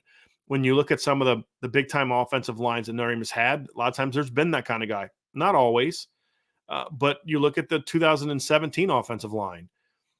Sam Mustipher was from an area that you have not had a lot of success with. I consider that partially this area, that type of thing. But you had guys you had to beat the big boys for, even in some of the more pro Notre Dame areas. I mean, you had to beat big time programs for Quentin Nelson. You had to. You had to beat big time programs to get Alex Bars, who's from Tennessee. That's not really a pro Notre Dame area. You say, well, his dad played at Notre Dame. Yeah, his dad played at Notre Dame, and his two older brothers played at Michigan and Penn State, right? So it wasn't a lock he was going to go to Notre Dame. You had to win that battle. When you look at Ronnie Stanley in the 2015 team, he was a kid from Nevada. He was not a pro Notre Dame area. You've got to be able to get some of those guys. Aaron Banks on the 2020 offensive line. You had to go out to California and beat the West Coast schools to get him. That's a big one. You had to go outside of your comfort zone to get some of those players. Those are important parts of putting a big-time offensive line together. And Notre Dame has to be willing to do that and able to do that at times. Doesn't need to be the base of what you do. The base of what you do is going to be your backyard. It's going to be Illinois. It's going to be Indiana, Ohio, Michigan, Pennsylvania, Jersey, Wisconsin, hopefully. And that's why guys like Owen Strebig is really important. He's a very talented physical offensive lineman. If you can go to the state of Wisconsin and beat Wisconsin for him, that's huge. That's not something. I mean, we kind of almost like chalk Owen Strebig up as like, well, yeah, they're going to win that one. Well, number one, he hasn't decided yet. So we don't know that they're going to definitely win that one. Number one. Number two, even if they do win that one, that's still an accomplishment. You still had to beat Wisconsin for that kid and some other big time schools for that kid. And so, but that's a backyard type of kid. You've got to win those battles. That's important. That's number one. That's why I listed him before the second one. But the other one is important. You've got to be able to go outside of your region and get some big time players. It doesn't always have to be a David Sanders type, but maybe it's a Josh Petty type. And Josh Petty doesn't have the recruiting ranking of David Sanders, but let me tell you, if you haven't seen Josh Petty play yet, folks, he is a very, very talented player from the state of Georgia. Very talented player. He's a top 100 recruit at this point in time. Big time player. You've got to be able to go get a kid like that. Right now, they're not really in the picture there. They're trying to get him up for visit. If they can do that, that's great.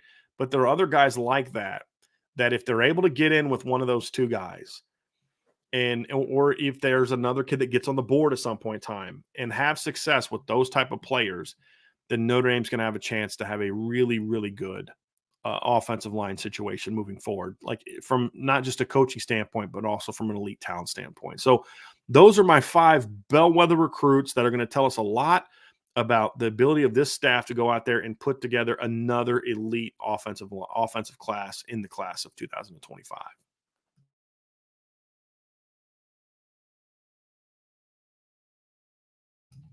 All right, folks, we are going to do a little bit of a Notre Dame mailbag today. It's not going to be a real long one. We have some questions queued up right now. I'm going to have to get out here in about 25 minutes, 30 minutes to start heading over to the Notre Dame practice. But I did want to give you guys a little bit of a Q&A here and a little bit of a mailbag time here. So we're going to dive into that here real quick. And we do have a couple super chats here. Rob Osgood with super chat. Thank you, Rob. In my opinion, the biggest area they need to address is the red zone defense. Don't know the numbers from last year, but seemed everyone got a touchdown. And we talked about that, Rob, for sure. All I will continue to say is you are 100% correct. My focus is more on improving the things that lead to the red zone defense being better. That's a big thing for me. And there's 2 areas where they got to improve. Number one is I honestly don't mind them ranking low and just early, just red zone defense. If teams are getting in there and kicking a bunch of field goals, I mean, whatever. I mean, if a team gets 5 red zone trips and let's say they score on 4 of those 5, you look at it and say, well, like that's not really good. I mean, 80%, that's ranking you around the 40 area. It's not a great red zone defense. But let's say none of those are touchdowns and they're all field goals, folks. You're only giving up 12 points? You're good. You're great. You want to limit those opportunities where they're getting touchdowns. And to me, that's really the big key when I look at this. When I look at this situation, is it's not just about getting stops, period. Those are nice, but it's about getting the right kind of stops. And that means no touchdowns. Really limiting the touchdowns is a big part of it. But when you can create more negatives, that means a team gets to the 19-yard line. You force a -2 on a run stop on 1st and 10. That gets them to 2nd and 12 at the 21. They throw the ball on 2nd and 12, incomplete pass because you bat the ball down. And then now, look, they're going to go 3rd and 12. They drop back to throw. You get a big sack. Now, all of a sudden, instead of it being, 4th down at the 21, 22, you're selling up for a 39, 40-yard field goal. You just get a big sack. All of a sudden, they're trying to have to attempt a 48, 49-yard field goal that they miss. And all of a sudden, you just made a big stop. That's important, right? Being more disruptive, turnovers.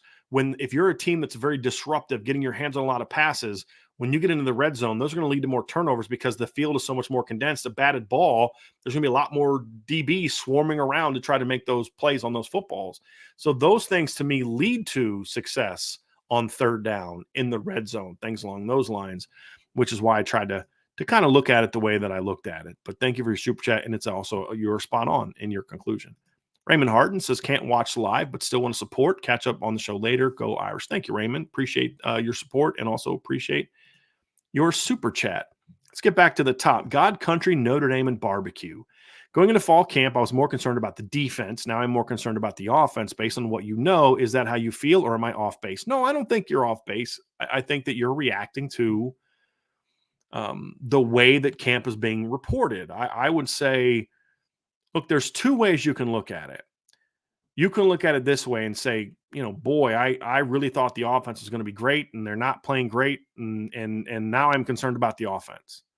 Or you can say, I should have listened to Brian before fall camp started when he told me the defense was going to be ahead of the offense, and be encouraged that the defense is maybe better than I thought. I know the offense is going to come around because the Brian told us that it sometimes takes a while for the offense to really get rolling, right? And to have some success, sometimes it can take some time for that to happen.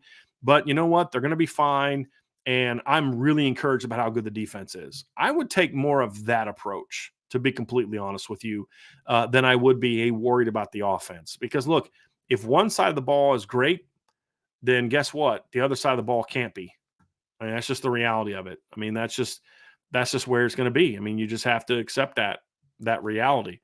And what I would say is, we'll see how the offense evolves. But right now, I'd be really fired up about how good the defense looks. That would be my takeaway from fall camp so far. Irish Gording Knott says, what would be the most impactful non-Heisman award for a Notre Dame player to win from an optics standpoint? Biletnikoff or the Thorpe Award would be the 2 that pop out into my head. And you can kind of get into some, okay, if a non-quarterback wins the Outland, or not the Outland, but the Maxwell or the Walter Camp or something like that, I think those would be very impactful. If Notre Dame can have a DB win the Thorpe Award, if they can have a receiver win the Biletnikoff, that would be huge, because that would mean, look at the numbers that they'd have to put up to win those awards. It would be very, very telling of where Notre Dame is at that point in time.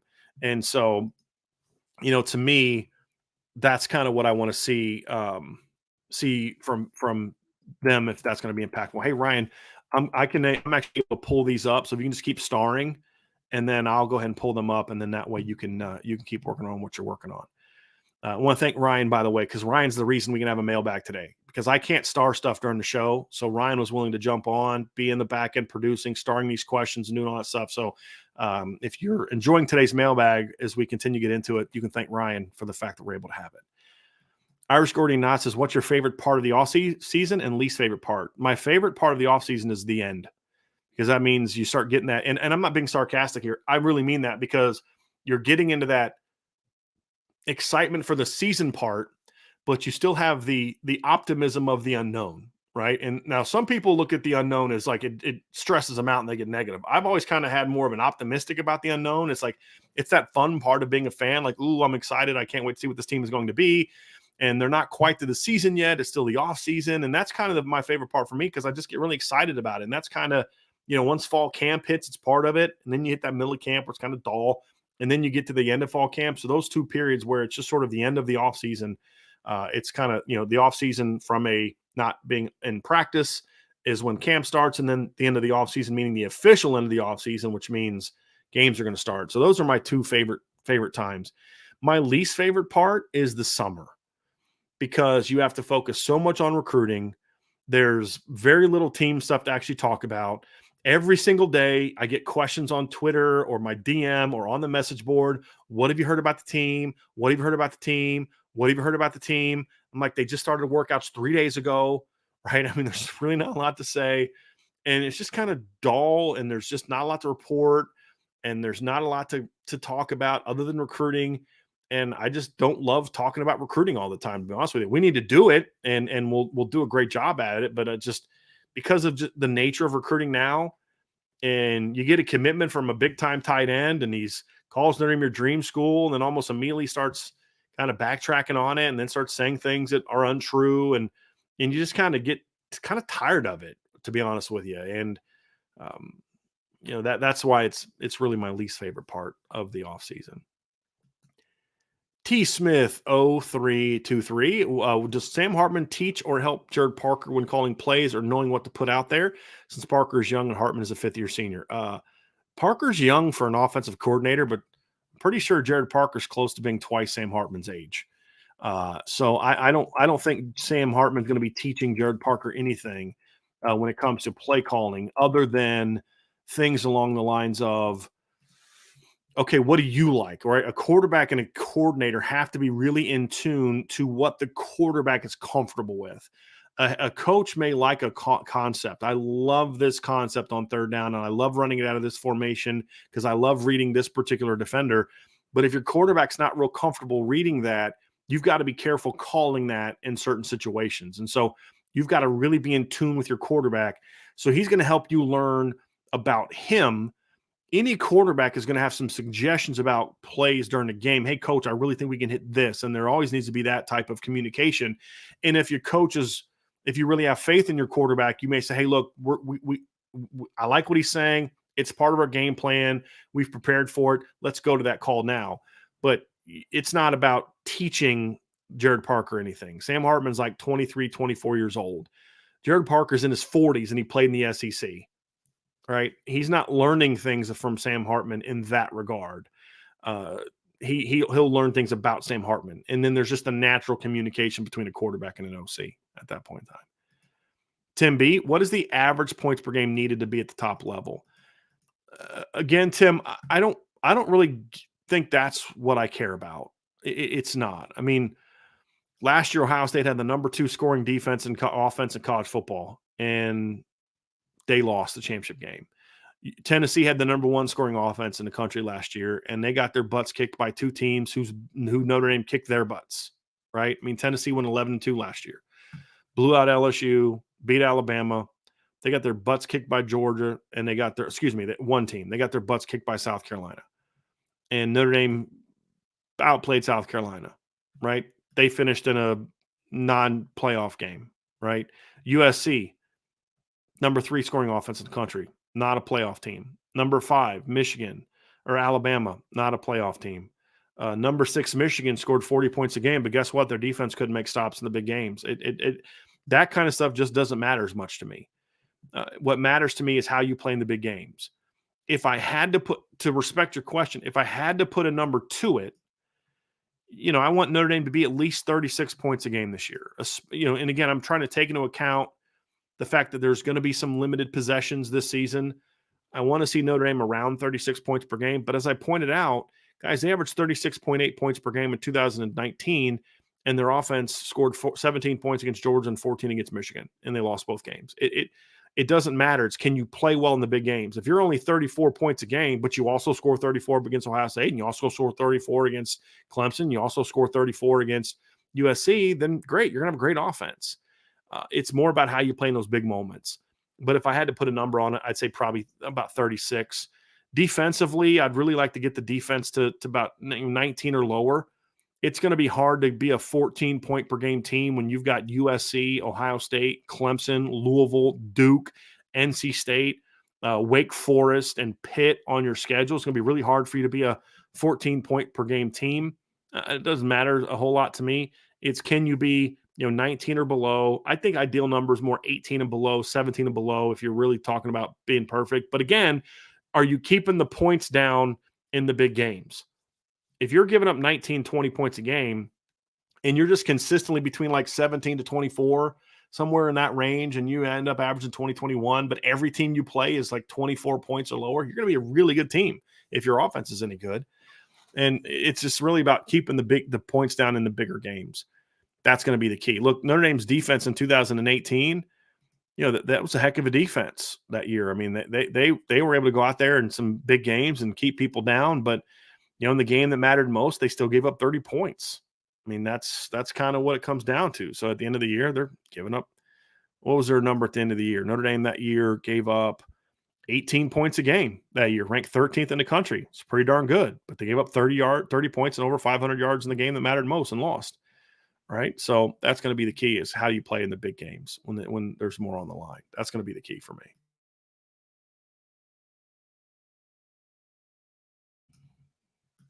Robert Matejik. I hope I'm getting that right, Robert. If I'm not, please let me know. I'd like to pronounce that correctly. If I fashion him a crew disguise, will the IBPJ be available to fly in Coach R for Notre Dame's screening of Rudy? Seriously, though, thank you so much for everything y'all do. I appreciate that very, very much, Robert. Appreciate you. JH1988. If the lack of running ability due to loaded boxes is the lack of running ability due to loaded boxes and inability to beat teams down the field throwing the football, it's part of it. I mean, it's never something that simple. It's also sometimes your blocking isn't what it needed to be. And sometimes you're not getting to push off the ball. Sometimes your running game timing is a little off. Your running back is getting downhill a little too quickly. Your running back is getting downhill a little too slowly from a footwork standpoint. I've talked about this. When I coached at Muhlenberg, I also talked about earlier, we were an inside zone team, but we did it from under center. And so you had to get the footwork properly. It was open, cross, plant, and go. If you opened and just went downhill, or if you did a cross and then another plant, you were either getting downhill too quickly or not getting downhill quickly enough, because the timing of when that backside combo block or backside zone blocks would open up to hit the cutback lane. If you got there too quickly, it wasn't open yet. If you got there too late, it was closed. And so timing can be a part of that too. So there's a lot of things that go into it. For example, I look at the 2017 game against Georgia. I think the struggles in the run game had more to do with the backs than it did the offensive line. I mean, there was a particular play. Notre Dame ran a toss play. And I think it was, who was it? I can't remember who it was. I thought it was McGlinchey. I could be wrong, but they ran a toss play or outside play. And man, if Josh Adams just stays outside and follows the blockers, I think he has a 15, 20-yard potential run. But he gets panicky, plants and hits downhill and just runs into the line. And you're like, man, that's a missed opportunity. There was 5 or 6 plays like that. You can't miss on those plays against Georgia. You're going to get very limited opportunities. And when you get them, you got to take advantage. Against Clemson last year, they took advantage of almost every single one. And so it worked. Other games, you're just not going to be there. So those are certainly factors. I would say throwing the ball downfield is only part of the pass game issues. I think Notre Dame just very rarely attacked outside the numbers last year. I think here, I'm going to pull this up because I looked this up at one point in time, and it was a really interesting statistic. So just give me 1 second here. I'm going to look this up real fast. So if you look at Notre Dame's pass offense last year, and I'm going to pull this up here real quick because it's a really interesting aspect of it. So if you look at Drew Pine last season and Tyler Buckner. So let me just kind of do some math here real quick. So Drew had 28 to the left. He had 31, 41 to the right. So he had 69. I'm going to do Tyler Buckner here real quick. Tyler had plus 12, plus 6, 7, 12. So last year they threw 93 passes outside the numbers that were past the line of scrimmage. And if you go to 2021 and you look at Jack Cohn, he had, let's see, 30 plus 32 plus 40 plus 35. He had 137 passes outside the numbers. And Jack Cohn wasn't exactly like a big armed quarterback that threw the ball outside the numbers a whole lot, right? And so it's not just about throwing the ball vertically. It's also about, can you stretch the field? And Marcus Freeman has talked about this before. He talks about you've got to be able to attack teams the width and the length of the field. And if you're throwing the ball on post routes and go routes all the time, then you're gonna have a lot of quote unquote deep shots, but you're not attacking the width of the field. And to me, that's something that you have to look into. I'm going to pull up some numbers here. Last year from Sam Hartman. If you look at Sam Hartman's numbers last year on throws outside the numbers, and this is according to Pro Football Focus. So what did I say with last year's defense? Was our offense was like almost like 93, and Jack Kaiser had 100, or Jack Cohn had 137, which is a pretty big jump. Wait till you see Sam Hartman's numbers. Sam Hartman had 101 throws outside the numbers to the left. And then on the season, he had a total of 180, almost twice as many throws outside the numbers. So it's not just about the vertical part, JHT. It's also about, can you attack teams for width as well?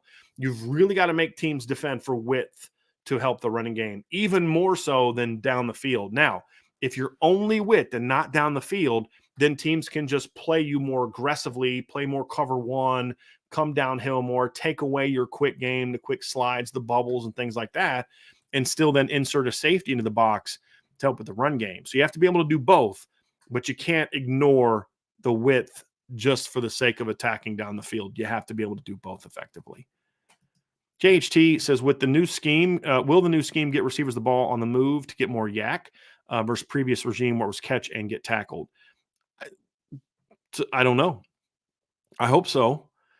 It's a lot of stationary routes, but part of that wasn't necessarily just the scheme. I mean, we've seen past offenses do that. I think we saw more catch and runs in 2021, for example, when you had Kevin Austin and some different players being effective in that regard. So I wouldn't say it was only a situation where it was the scheme. I think the scheme was a byproduct of the just the nature of what they felt that offense was.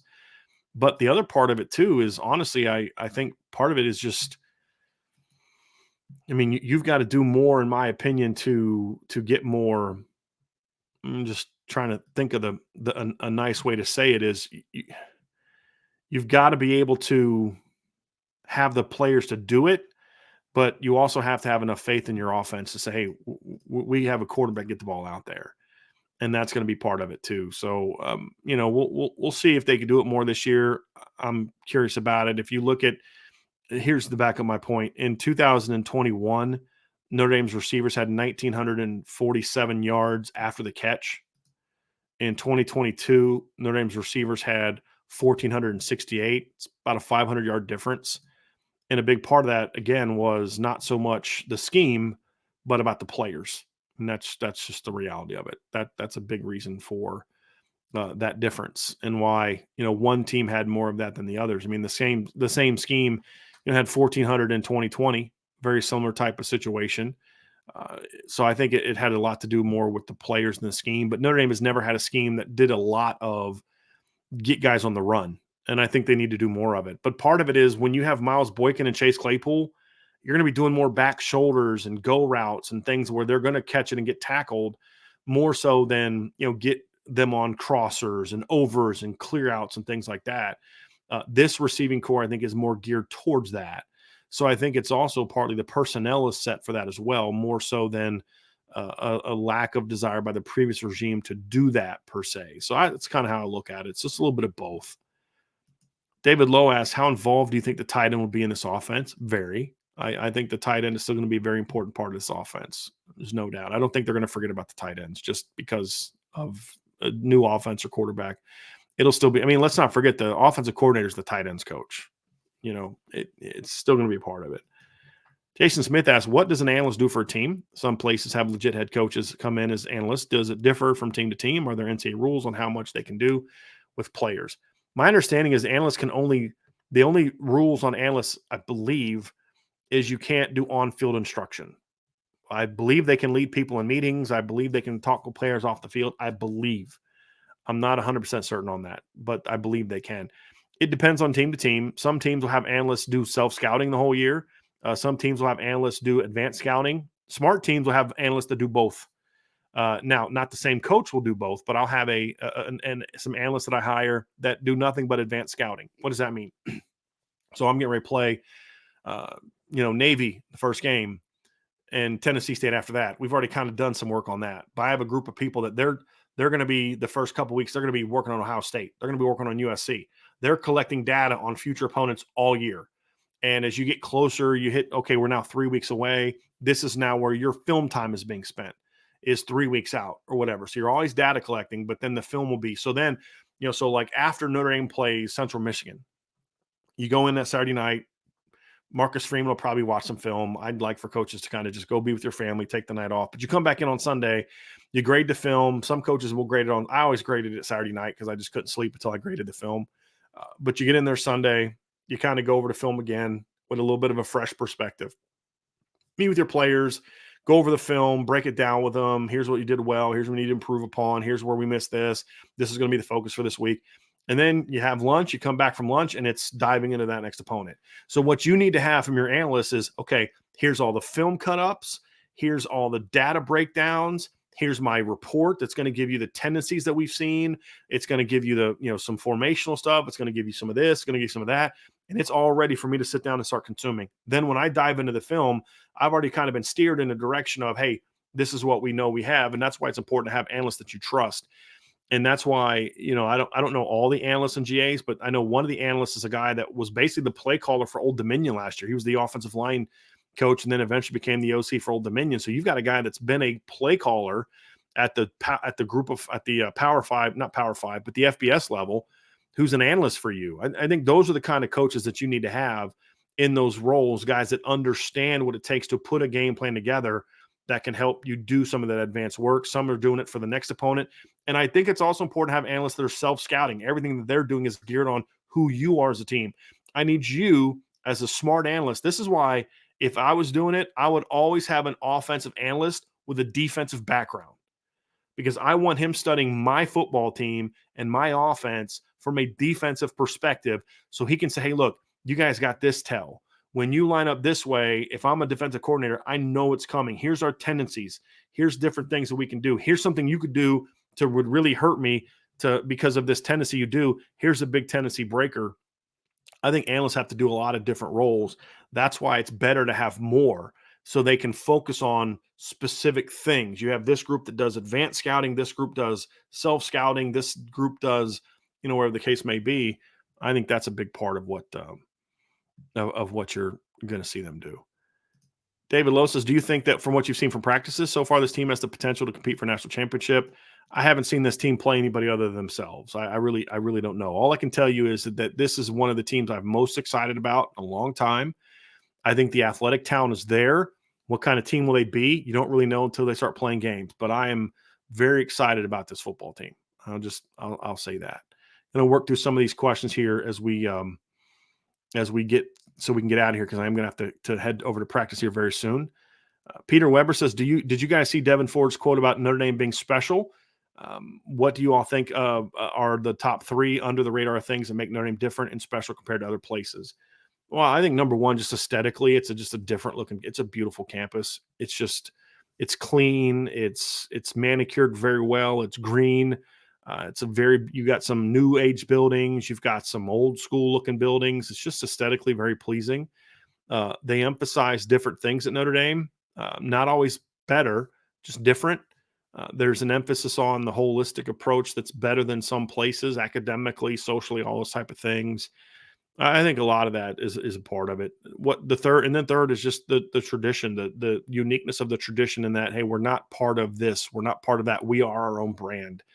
I think that adds to it as well. Archer 452 says, how do you think the guys think the 24 class is going to finish? There aren't too many spots left, right? Gearby and who else? It's basically Gearby and that's it. I think Notre Dame wants Davis Andrews, but I don't know that they count him as a 24 guy.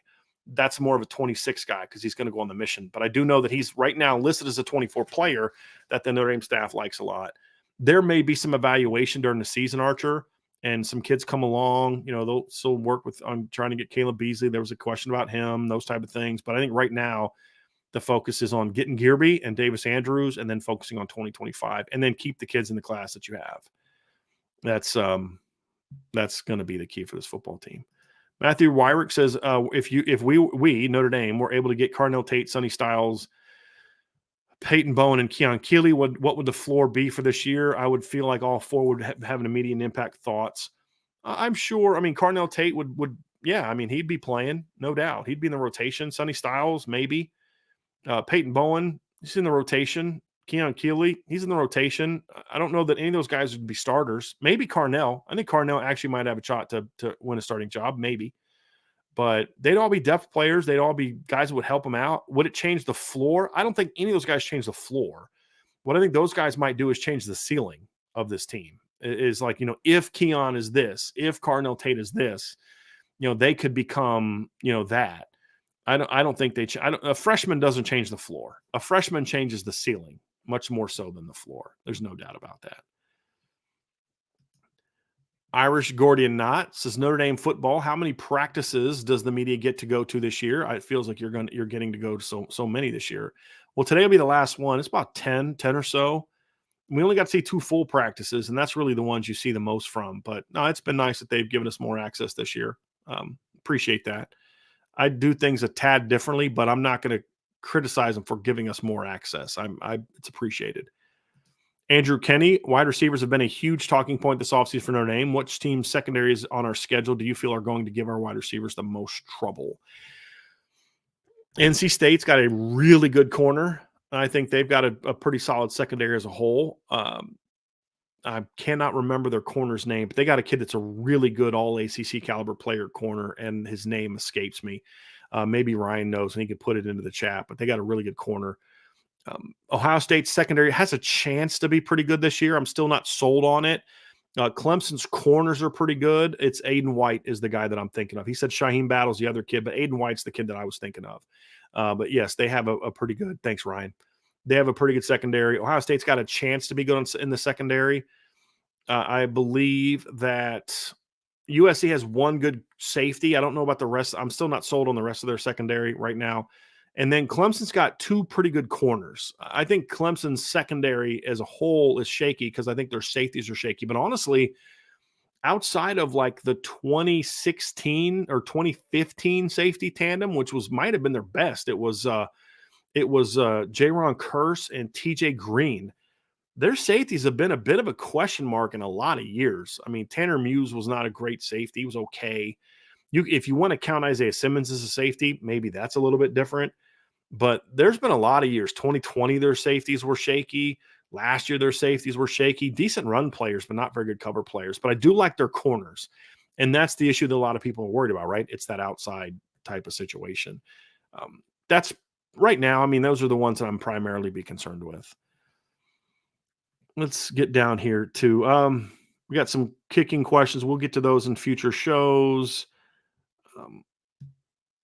So yeah, okay, that's going to do it for today's show, everybody. I do got to get going here. It's 2:20. That was the time frame that I set for myself to start heading over to the practice. But I do appreciate y'all sticking around and being with me for today's show. I hope you enjoyed it.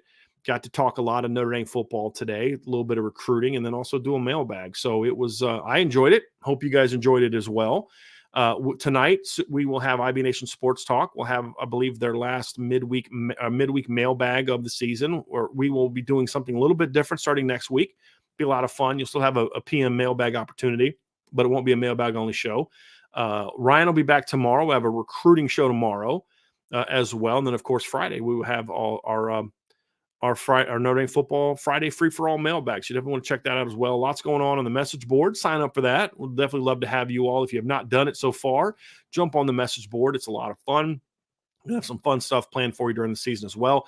You can also, if you like our free content, if you're a free content type of person, make sure you sign up for the newsletter. You can find the link to that below as well in the description box, and you can sign up and get almost every morning. You'll get 5 most recent stories from the day before, and you can check those out as well. So you get access to all that. If you haven't done so, subscribe to the CFB Nation channel. We got 2 new shows out today from the guys. They talk a little SEC football today. They do a little buy or sell in one of the other shows today. So definitely got a couple new shows from the CFB All-America team on the CFB Nation. So definitely want to check that out as well. I will talk to all of you again very soon. Have a great rest of your day, and we'll see you again on the Irish Breakdown podcast.